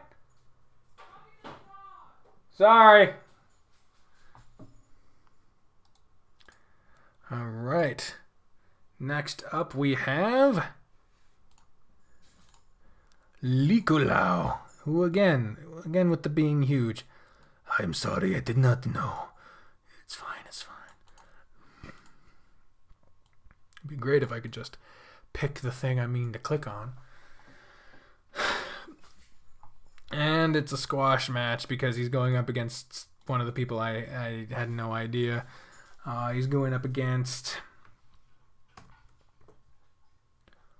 Horku. Fucking this guy. Yeah, Likolau wins. Likolau takes that one. I don't know who that other guy is. Fucking hell. Can't keep track of what the fuck I'm doing. Okay.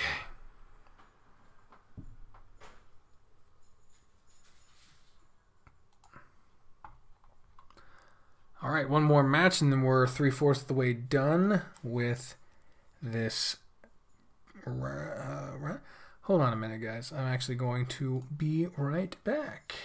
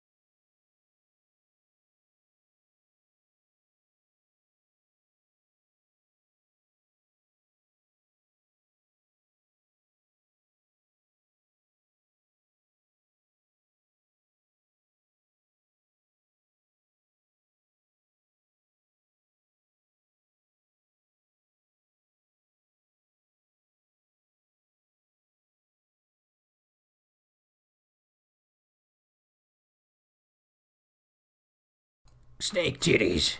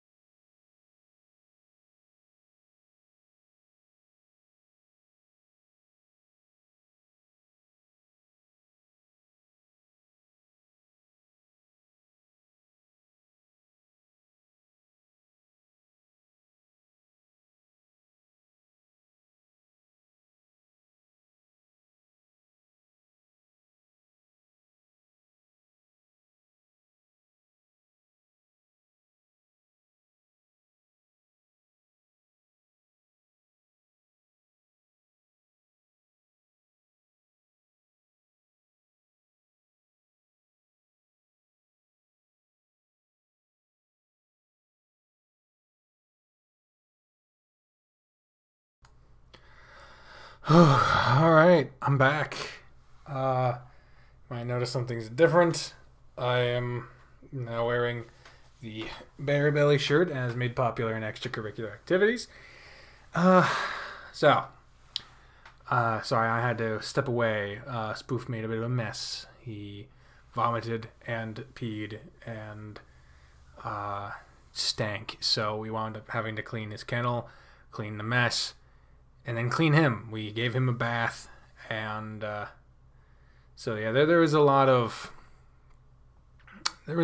having to clean a little bit because I am entirely changed out of the clothes I was wearing earlier, and sorry about the long ass wait. There's a lot to deal with on our end, but we're back.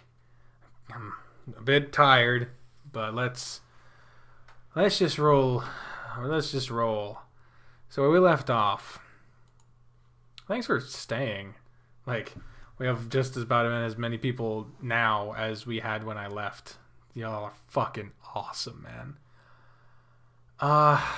We left off on the last match to get us to 3/4 of the way done with the second round, which is a very complicated way of saying that.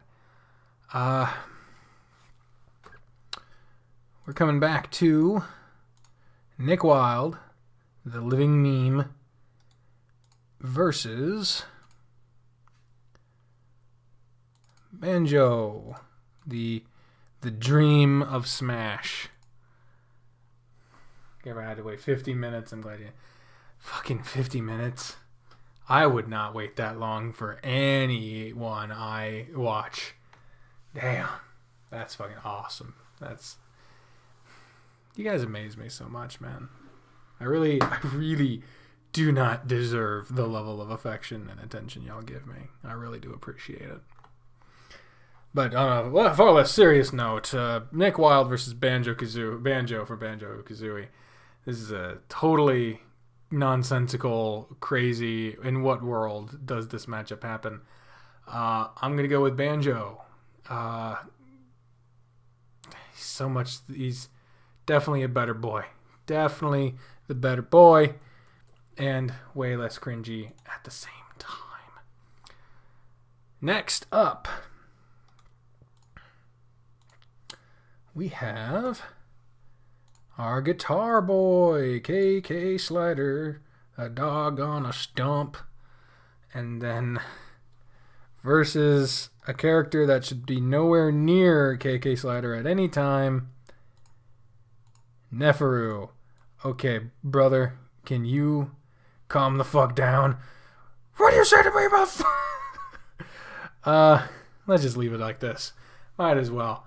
I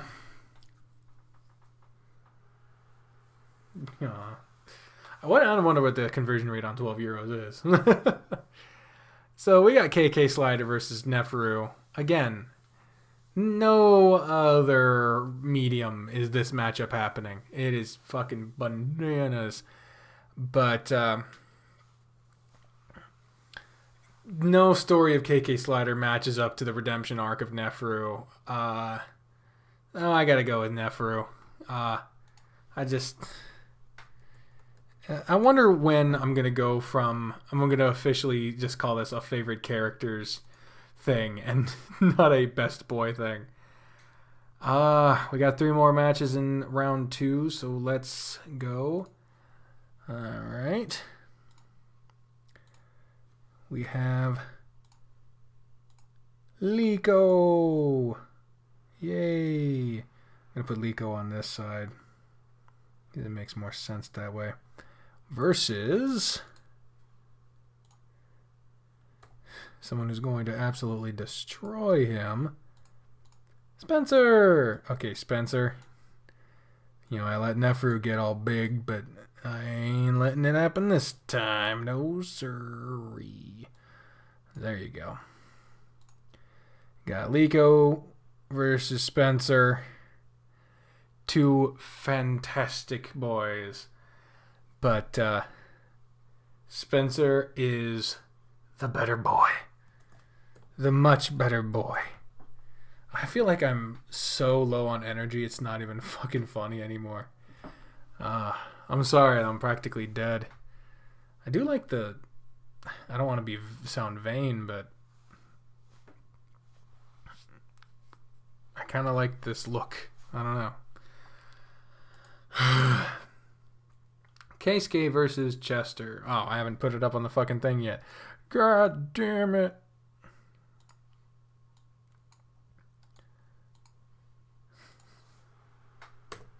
Pretend you didn't hear that, okay? Keisuke. The total surprise. Versus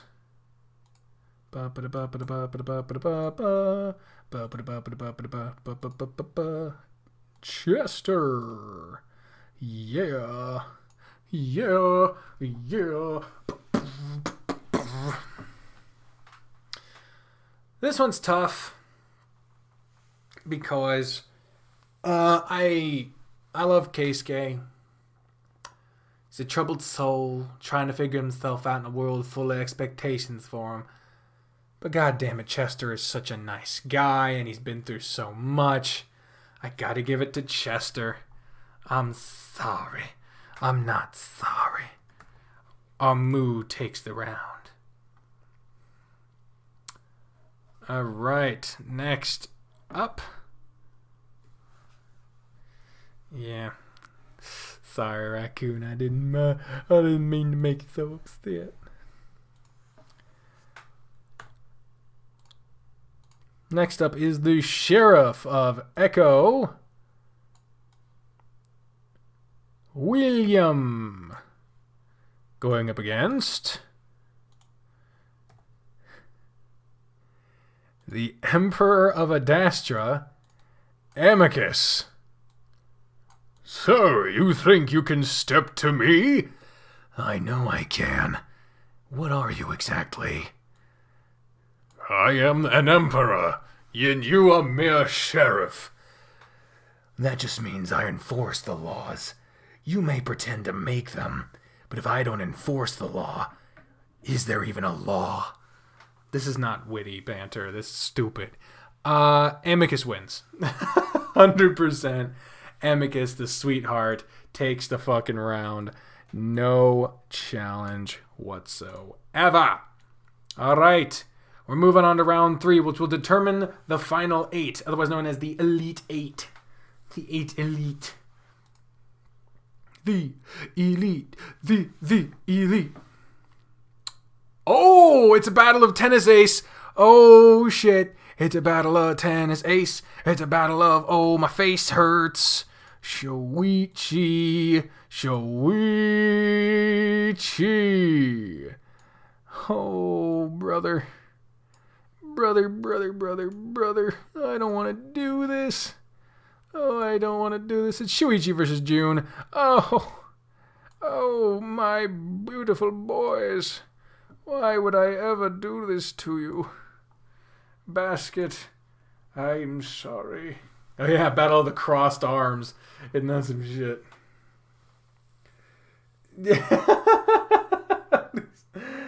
Oh, God. Shoichi versus June. love these characters, man. They are two well-rounded, very emotionally driven characters that I relate to for two totally different reasons. But in a contest of best boy, can you really say no to this face? Can you take a look at this fucking face and not call him the best boy? How could you not? June wins. Oh, God.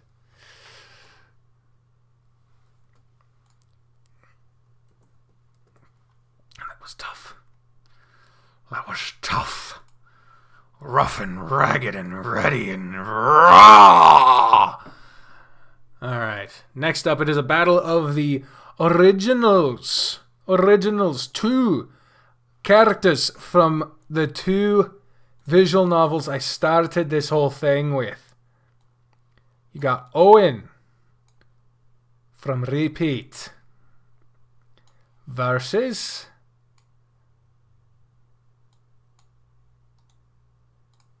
of course, how could it not be? Let me make sure I got this right. Yes, it is. Harold. Owen versus Harold. Who could ever look at either one of these and say that the other is not a good boy? But I got to level with you. I've got a clear favourite between the 2. And it's not because I'm thirsty.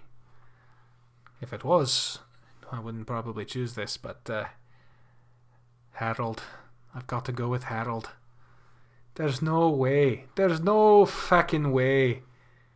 There's no one. It could not. There is no comparison. Harold. 100 fucking %. Now, we got the Battle of the D's. Got the Battle of the D's here. We've got Darius versus Doza. 2 characters from the same game, but 2 more wildly different characters you probably couldn't ask for. But when it comes down to best boy, Dozer is an absolute sweetheart. But so is Darius.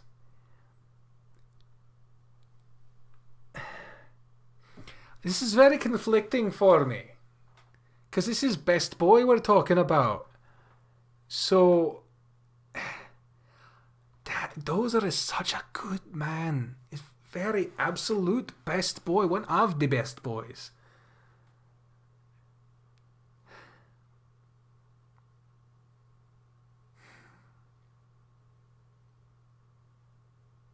It might not be the logical choice, but my heart is saying Darius. So I've got to say Darius. I don't even really know why. And I don't like that. I really do not like it when something is not for something is said or decided for a non-explicit reason.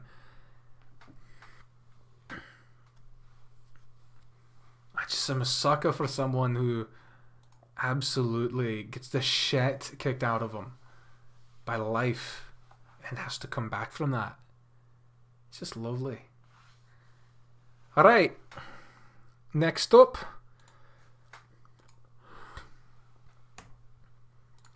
you got the main character of Tennis Ace, Yuichi, versus Tom Nook. What world are we in which I am discussing these 2 in the same fucking video? It doesn't make sense. But here's my logic. It's not good. It's not a good bit of logic here. But you've got to bear in mind, this is all opinion, and you can have your own. You'll have your own say when the polls come up on Dirk the Red Panda's channel on Wednesday. Keep an eye out for them. When it comes between these two, I haven't seen Yuichi really become a better person. He's obviously good, but I've not seen him really address the long-standing problems of his personality. However, Tom Nook, this is a person who has tried their very best in a terribly difficult situation, trying to run a business just to get ripped off by the black fucking market, and then has to come home and just try his best. He's been absolutely run through the grinder of capitalism and cutthroat business practices, and yet he still goes out of his way to give very, very generous loans, no interest rate, no due dates. He gives you a fucking house with no money down. Gives you a job. A fucking stranger. When you can't even afford to employ two fucking youngsters that are not his children, mind. Timmy and Tommy are not his children. And he helps grow them into their own business. And he takes on as a protege someone who helped to screw him in the past to help become better. This man has been chewed up and swallowed and shat out by capitalism, and yet he's doing his best in that system to elevate other people. There's no fucking way Tom Nook loses. Tom Nook is a better boy than Yuichi, in my opinion. Tom Nook advances to the final 8. Next up, we've got the Clouded Leopard, Li Kulao, going up against... Who the fuck are they going up against? Oh. Banjo. Again, in what fucking world? Well, I guess Li Kulao is now a Nintendo character, so I guess it works, but, Jesus. Either way. Yeah, Li Kulao wins this one. Banjo's going out of his way to save his sister, which is very noble. But, Li Kulao is trying to save his whole fucking ethnicity. So, yeah, Li Kulao wins this one.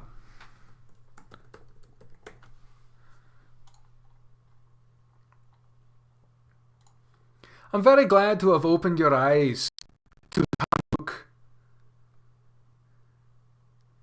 Sir Tacos. Tom Nook wins the whole tournament. Yeah, no shit. It's going to be very hard to beat him. But anyway, the next round. Oh. This is not going to be pretty. This is going to be very, very uncomfortable. I'd have it no other way. Spencer.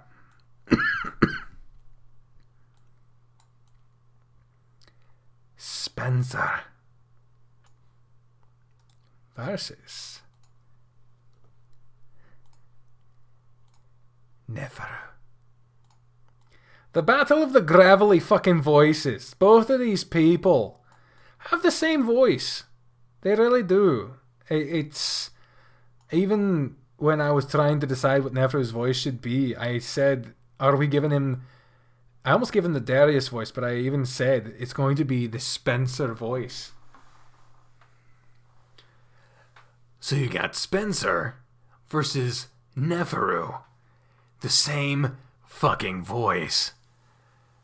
So let's compare the two as characters. So, Spencer.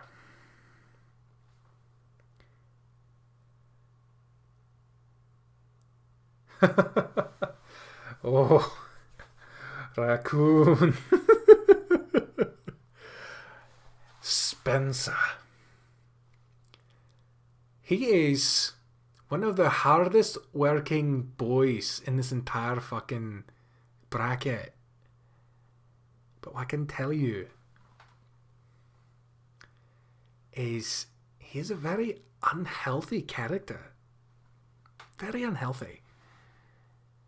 He's extremely loyal, and it comes from a sense of clinginess. He actually gets a little shitty with you when you start to show affection to anyone else.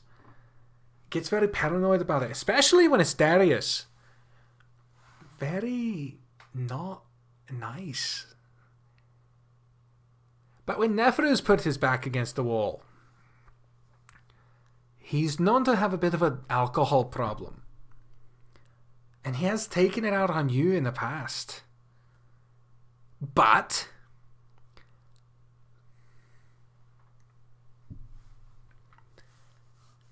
the stakes are so much higher with Neferu, but that doesn't reflect on his character necessarily.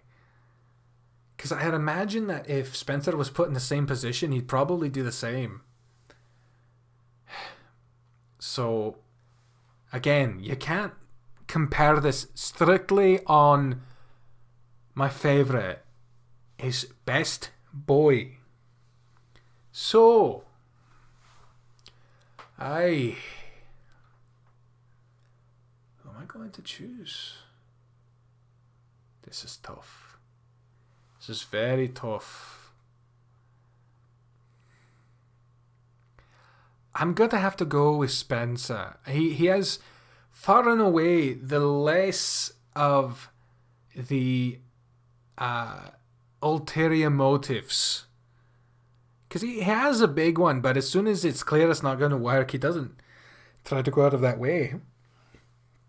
But Neferu, you're never quite sure if you're on his side or if he's on yours or not.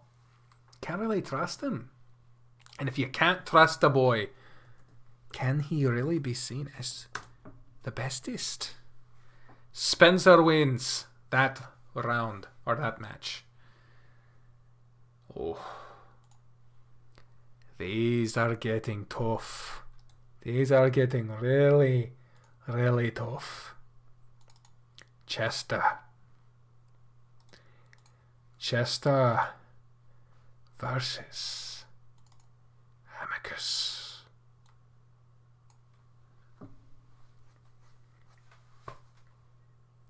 Again, so different, the scale of these two.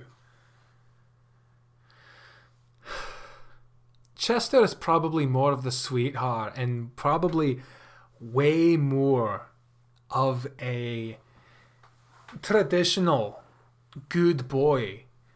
Because he really never goes out of his way to hurt anyone. I mean, he's had his moments, but Amicus has lashed out on you and technically cheated on you. God, this is very difficult. Amicus has done worse things in general and to you.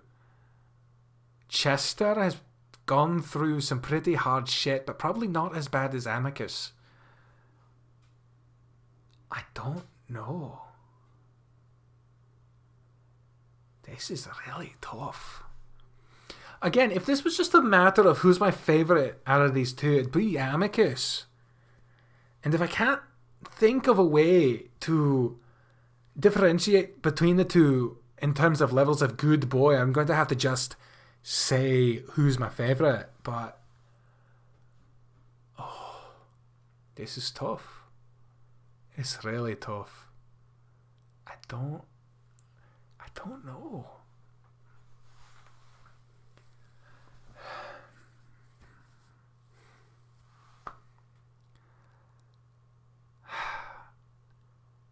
when it comes down to it, I think I'm going to have to say Amicus. Because he goes the farthest. The absolute farthest. And I don't know what Chester would do in a similar situation, but has this been the title has had the I in Dirk capitalized this whole time and not one of you fuckers mentioned it. You fucking... But I just changed it. Alright, I'm going with Amicus. That was tough. McCurdy. Fucking... Could I fucking spell for 2 seconds?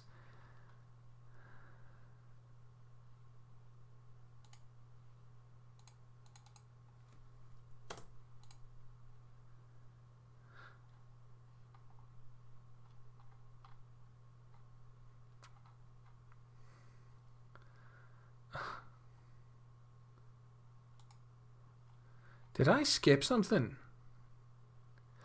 Oh, I fucked up. Oh, you fucking idiot.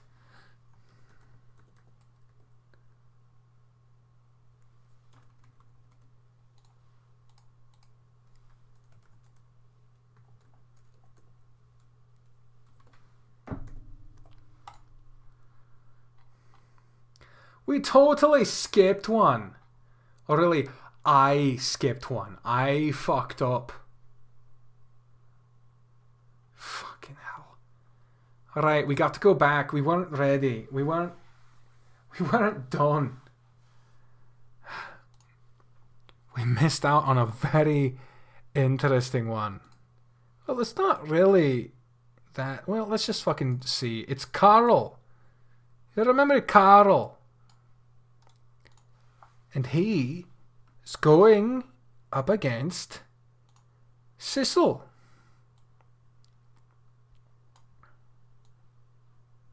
You fucking elongate, you fuck. So, these two are really tough to judge individually. But I can definitely say, without even really thinking about it, I've got to give it to Zazzle. I can't give it to anyone else. Zazzle definitely won that.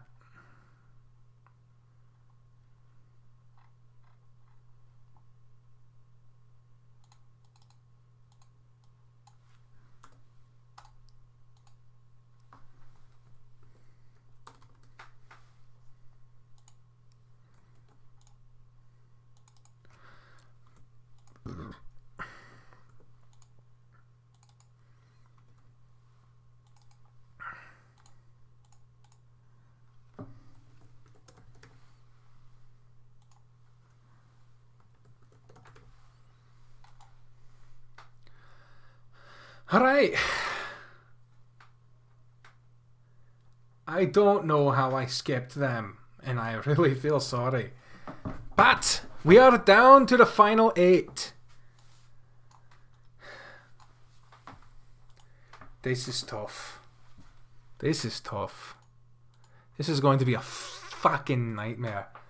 So what games do we have represented up here? We got Tennis Ace, Extracurricular Activities, Repeat, Animal Crossing, Nekajishi, and Adastra. All represented in the Elite 8. There is only one game that has multiple characters in the final 8. And that game is Extracurricular Activities. It has 3. 3 characters from one fucking game in the last 8. This is really fuck. Well. Oh, you have to start with this one. Oh, you fucking asshole. Alright. So it's not Carl. Carl did not win. I'm changing the picture. This is probably my hardest one so far. We've got June. This is Harold. What? Oh, Harold. That is. This hurts. This really hurts me. I don't want to choose between these two.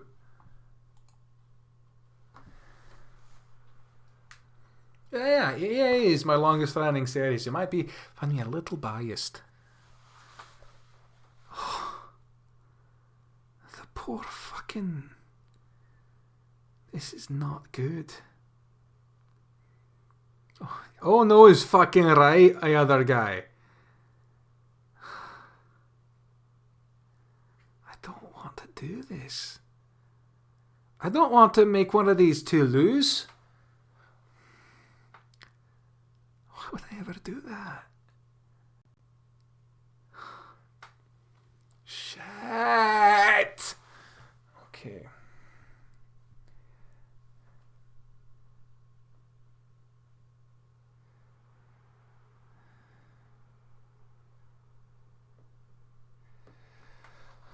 Okay. Raccoon's already calling it as a loss for June.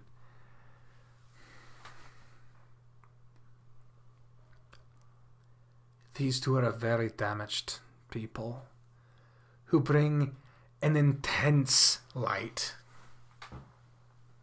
to the main character's life as well as my own. I adore both of these characters very, very much. You are treading on thin water. Yeah, no shit.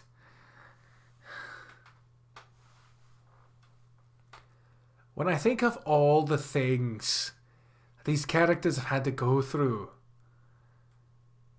and the absolute struggle both of these have had to go through in order to just survive, and the light they bring to everyone else,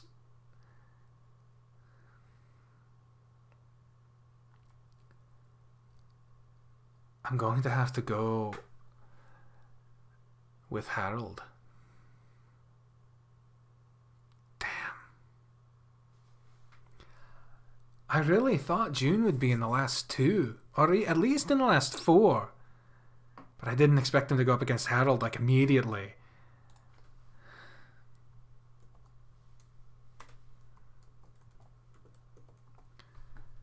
That fucking hurt.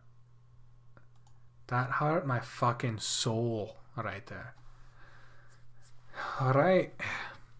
So Harold makes it on to the semi-final. Who will he face? It is the winner between these next two gentlemen.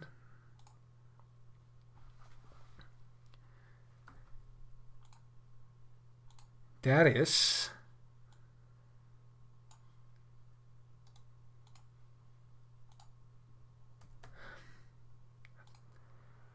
No.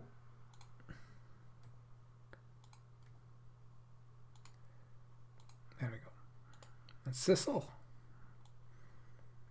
I almost want to cut Zazzle out just so I don't have to deal with the fucking picture sizes being different. Alright. I got a mosquito bite. The mosquitoes are coming back. Darius versus Zazzle. Yeah, brain aneurysm confirmed. Heartbroken. Soul thrown overboard. Yeah. Ooh, indeed. This hurts, man. This hurts. Dirk, why are you making me do this? This is fucked.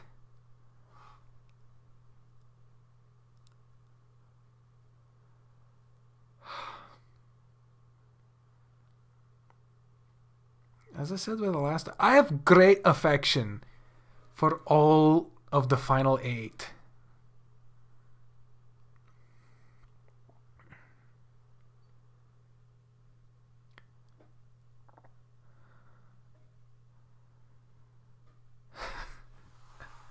Blase, yeah, very possible.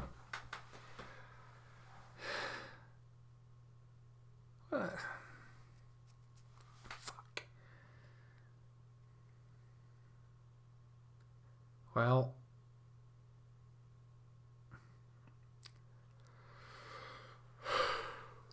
let me vocalize what I'm thinking here.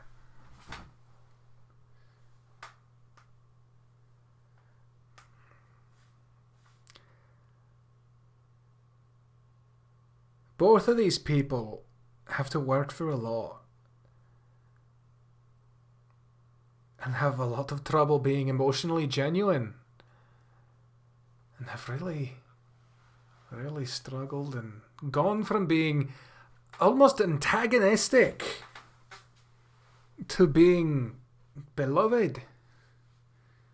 But what I can honestly say is Zazzle outwardly tries harder to go against his troubled past, and Darius is still struggling to get out of it, and really that's commendable.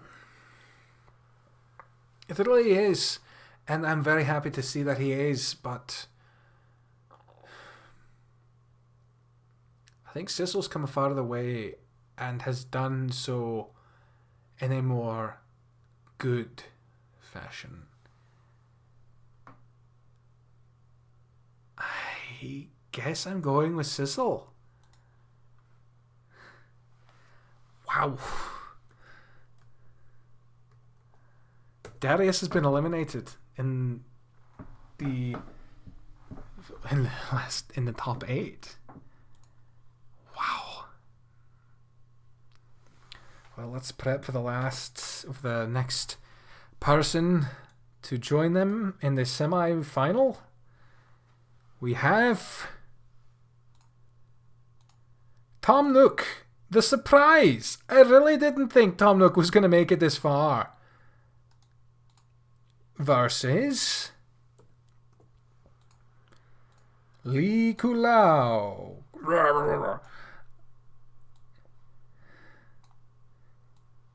No matter who wins this, one of these games is going to lose a representation going forward.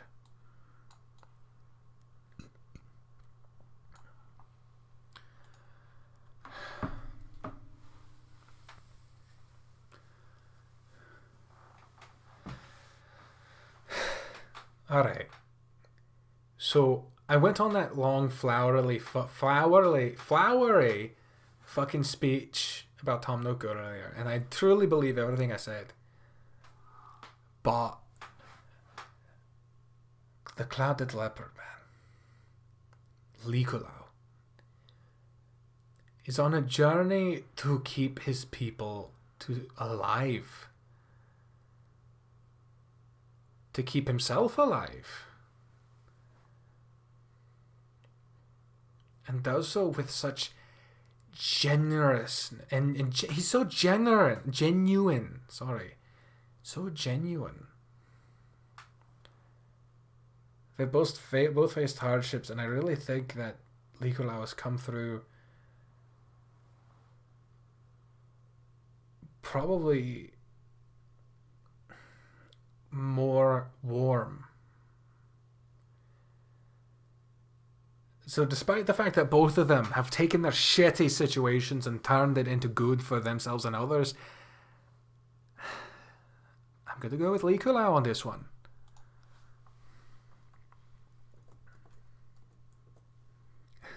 Really would have been interesting to see Tom Nook in the last fucking 4, but it's not going to happen.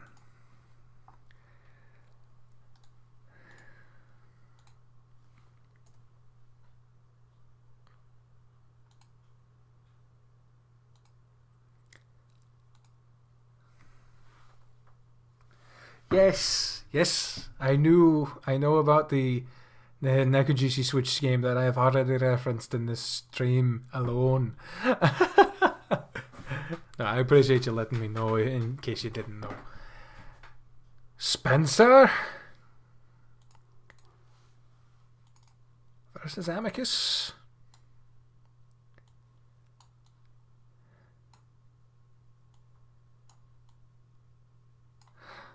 Holy shit. Holy effing shit.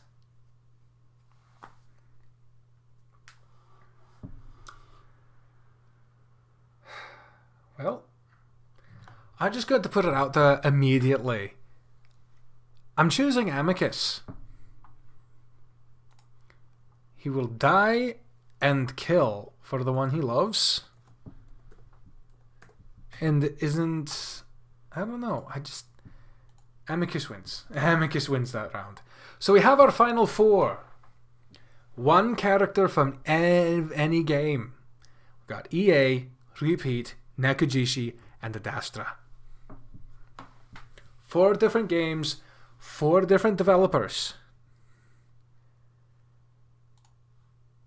And the first match of the semi-finals is once again a match between EA and Repeat. You've got Harold. This one already hurts. This one already hurts. Versus Zazzle.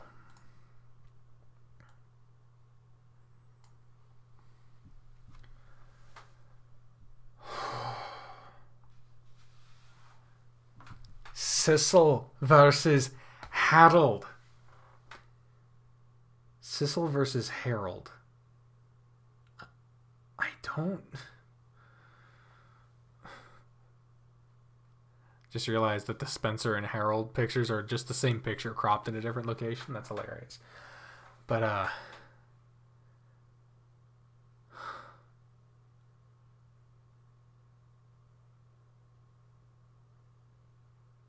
how do I even... How can I choose between these two?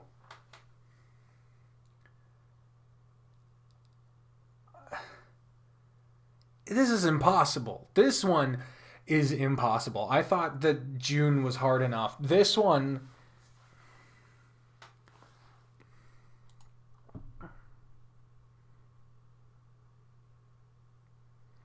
I can tell you right now, the other semifinal match, you know, I'm not going to talk about that until we're there, but this bracket is the hardest fucking bracket ever, dude.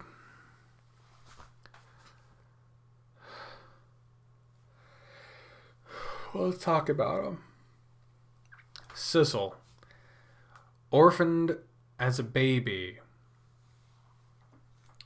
from a mother who was killed by the mafia, left in a dumpster to be found homeless by his long-lost uncle who inadvertently caused the death of his mother.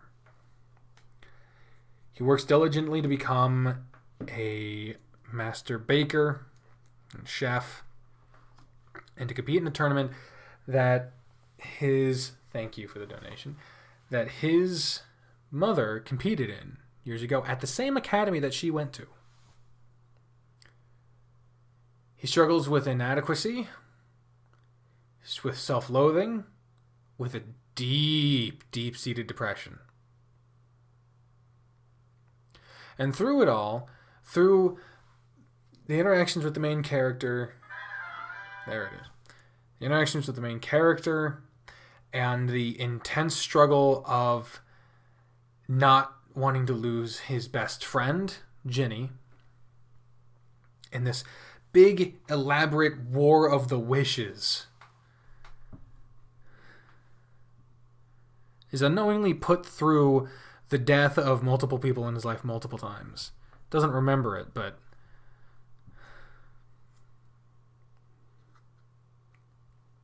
And where we last left him off, he currently is trying to find a way to save the life of his only family, that he only now found out is his family.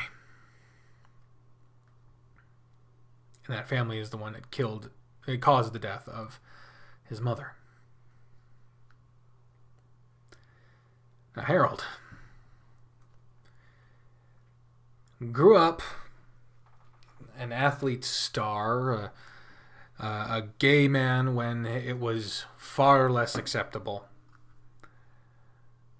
Due to injury, he could no longer pursue in competitive sports the things that he enjoyed, and due to the distance and the stigma of the time, could not be with someone he desperately wanted to be with, and instead wound up with someone who, Diana, who would go on to be manipulative, abusive, and in the end, attempted murdery,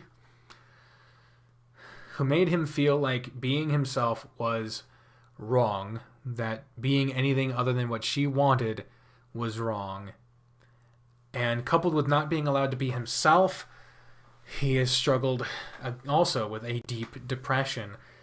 And when finally he felt that he could tell who he was 100% to the woman that he loves, she curses him, abandons him, and blames him for ruining her life, and makes him believe that what he is wrong. To a fundamental level.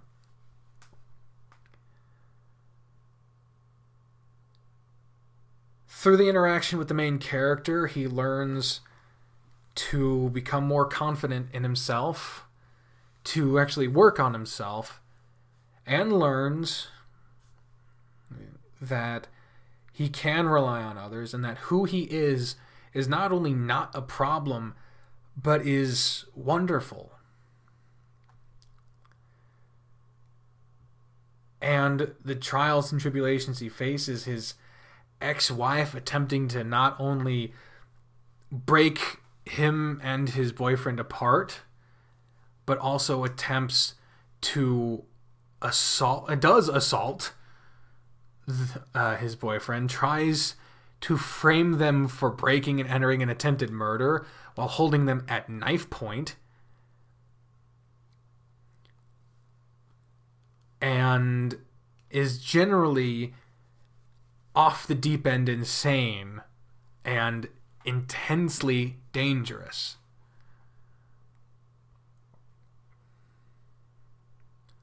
And through it all, he's reclaimed his passion for what he enjoys, his writing, his fun, his sports, in himself. He rediscovers himself.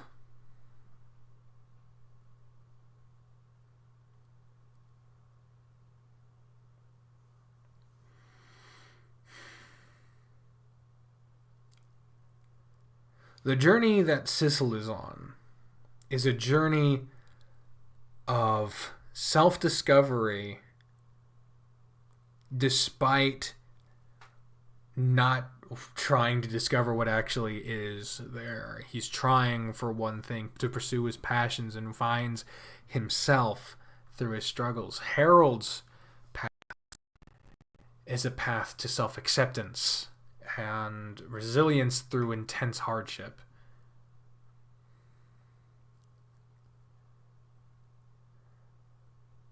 Both wear tank tops, yeah. Raccoon. I love them both dearly.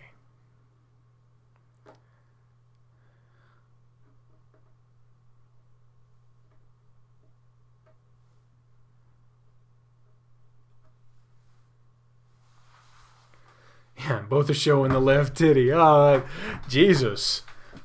A little bit of... That's weird parallels there, brother.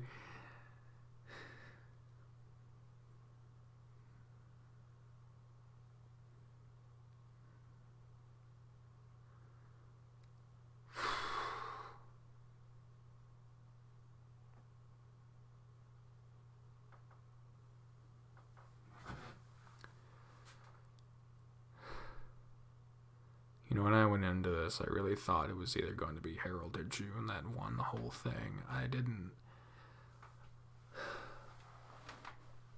I was surprised when June didn't make it into the final four or even the final two, but I'm starting to think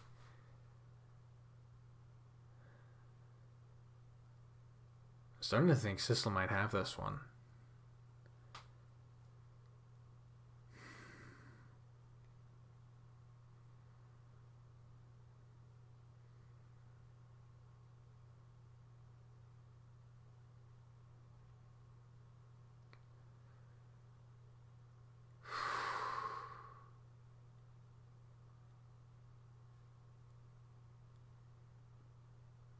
Yeah.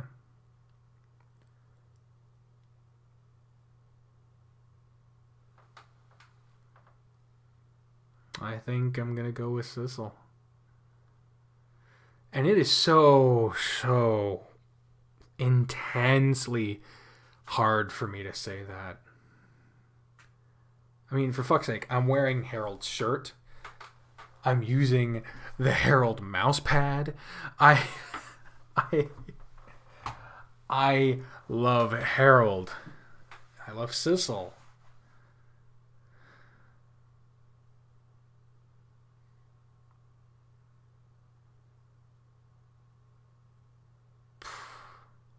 Yeah. Well, I'm going to make it official. Zazzle makes it to the final round. God damn.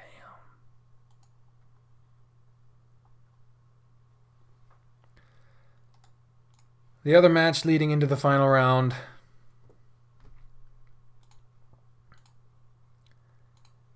It's Clouded Leopard Likalau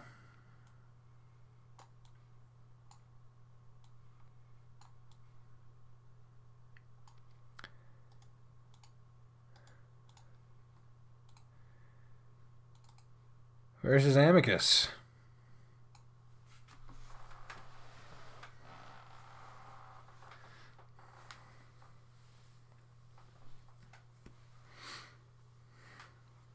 Yeah, when I first looked at the pairing, I thought Zazzle was losing too. God damn. Amicus versus the Clouded Leopard. Unfortunately, this is not as close a battle as the other one.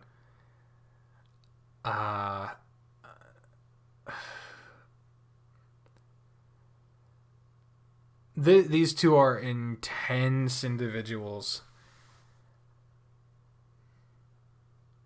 But Amicus wins. Amicus wins that one. I couldn't think to not have Amicus win that one.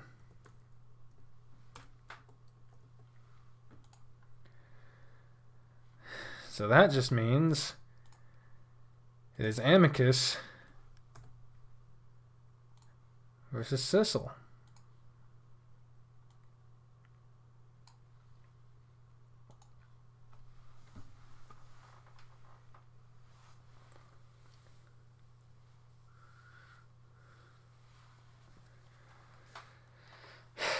Repeat versus Adastra. I did not think that's where this was going to be. I thought it was going to be extracurricular activities with Harold versus tennis ace with June. I really thought that's what the last two were going to be.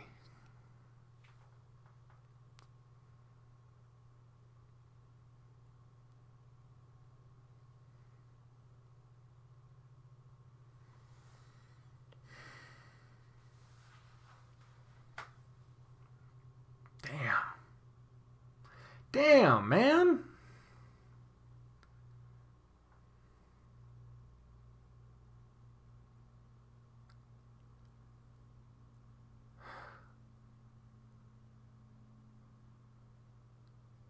See, this one's weird because for a couple of them, I've just said Amicus wins, and I haven't really gone into why.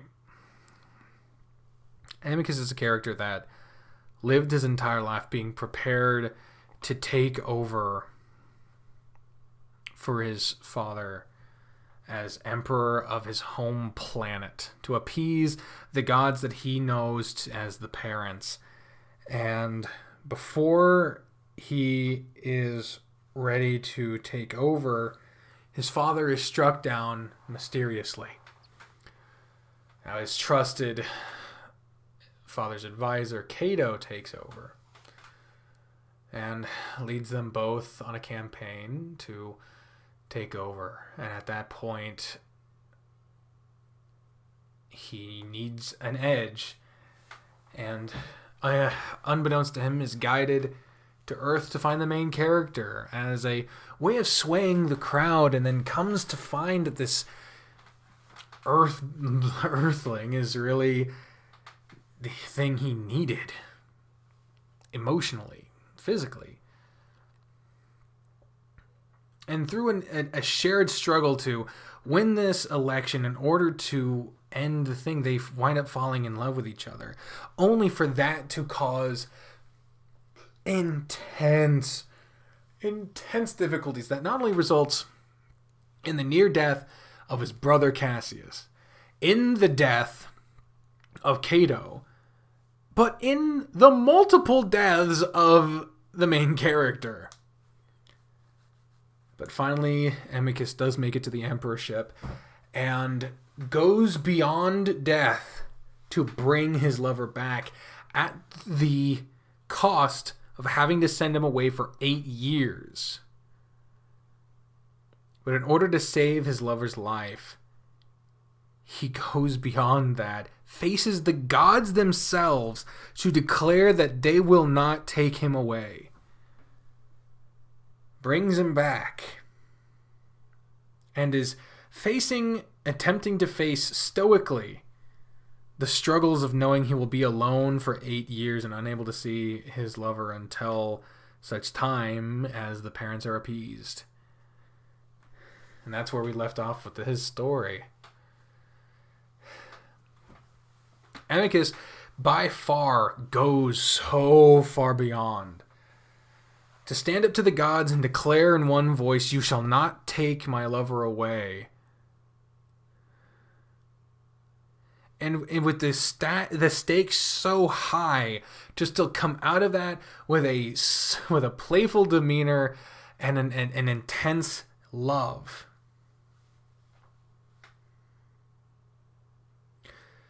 But if you equalize for the stakes, you realize, okay, what is Amicus's character arc?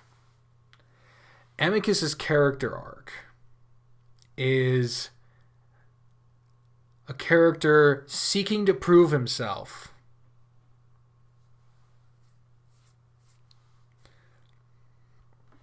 And throughout the story, he is attempting to get one thing, the emperorship, that will prove who he is. To find that the proof of who he is is in how he takes care of his lover.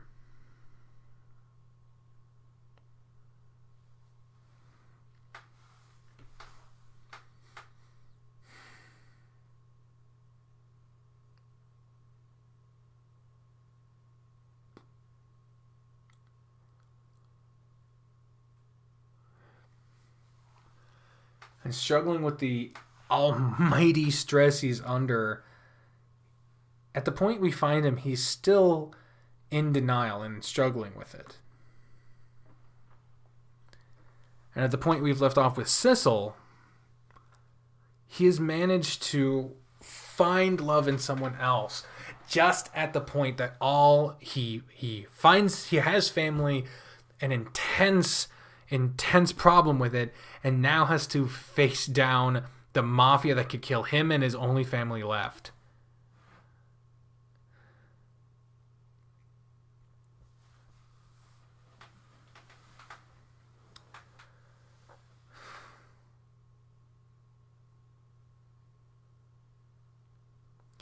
In terms of character arcs, I think Sissel has a stronger one.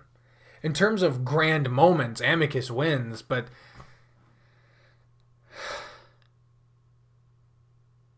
who's the best boy?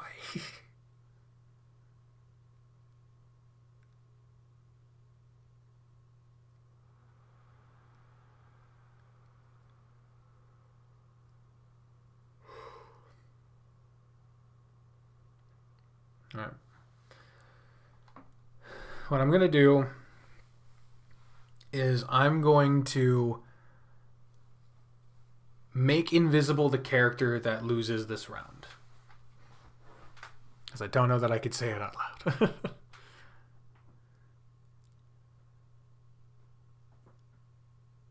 So,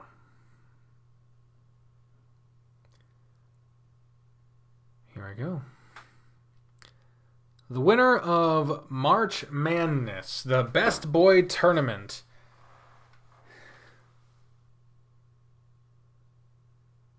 According to me, because, again, you get your own votes. And I wouldn't want this to sway anyone's vote, but you get your own votes starting Wednesday.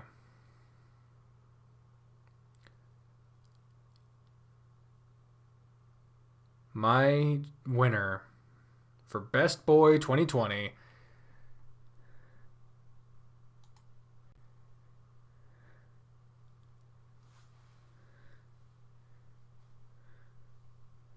oh, sorry. 3, 2, 1. Oh, God. I don't feel good at all. I don't feel good, but it's true. The story of Ad Astra is probably a greater example of love overall, but Zazzle just... Oh, I'm watching it back. I just watched Amicus disappear. Zazzle... Oh, shit, sorry. Zazzle... His character over the entirety of the story exhibits an intense resolve to better himself and to better others, not through them, but with them. Confused raccoon noises. I'm sorry. But thank you.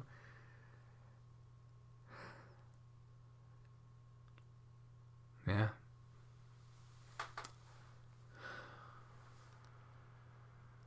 For the record, if I had to pair Harold against Amicus, I think I'd probably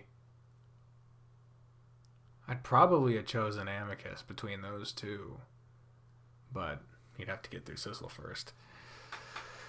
So there you go.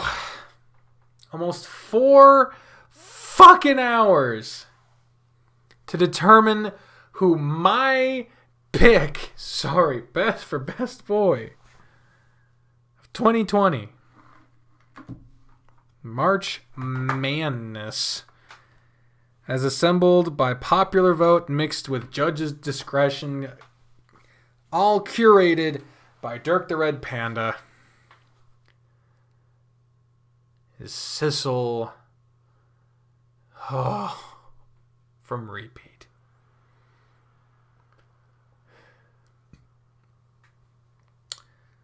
So there you go.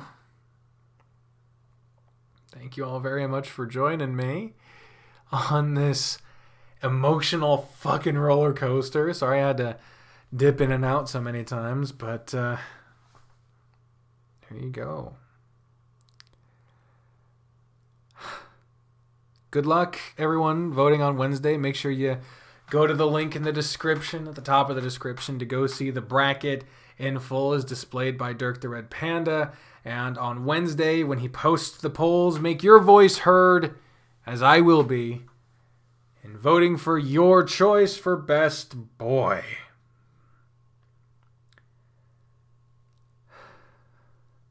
I'm going to go cry.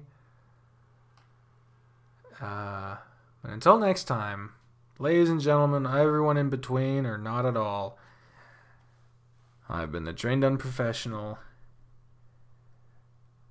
and I will see you next time. Bye, everyone.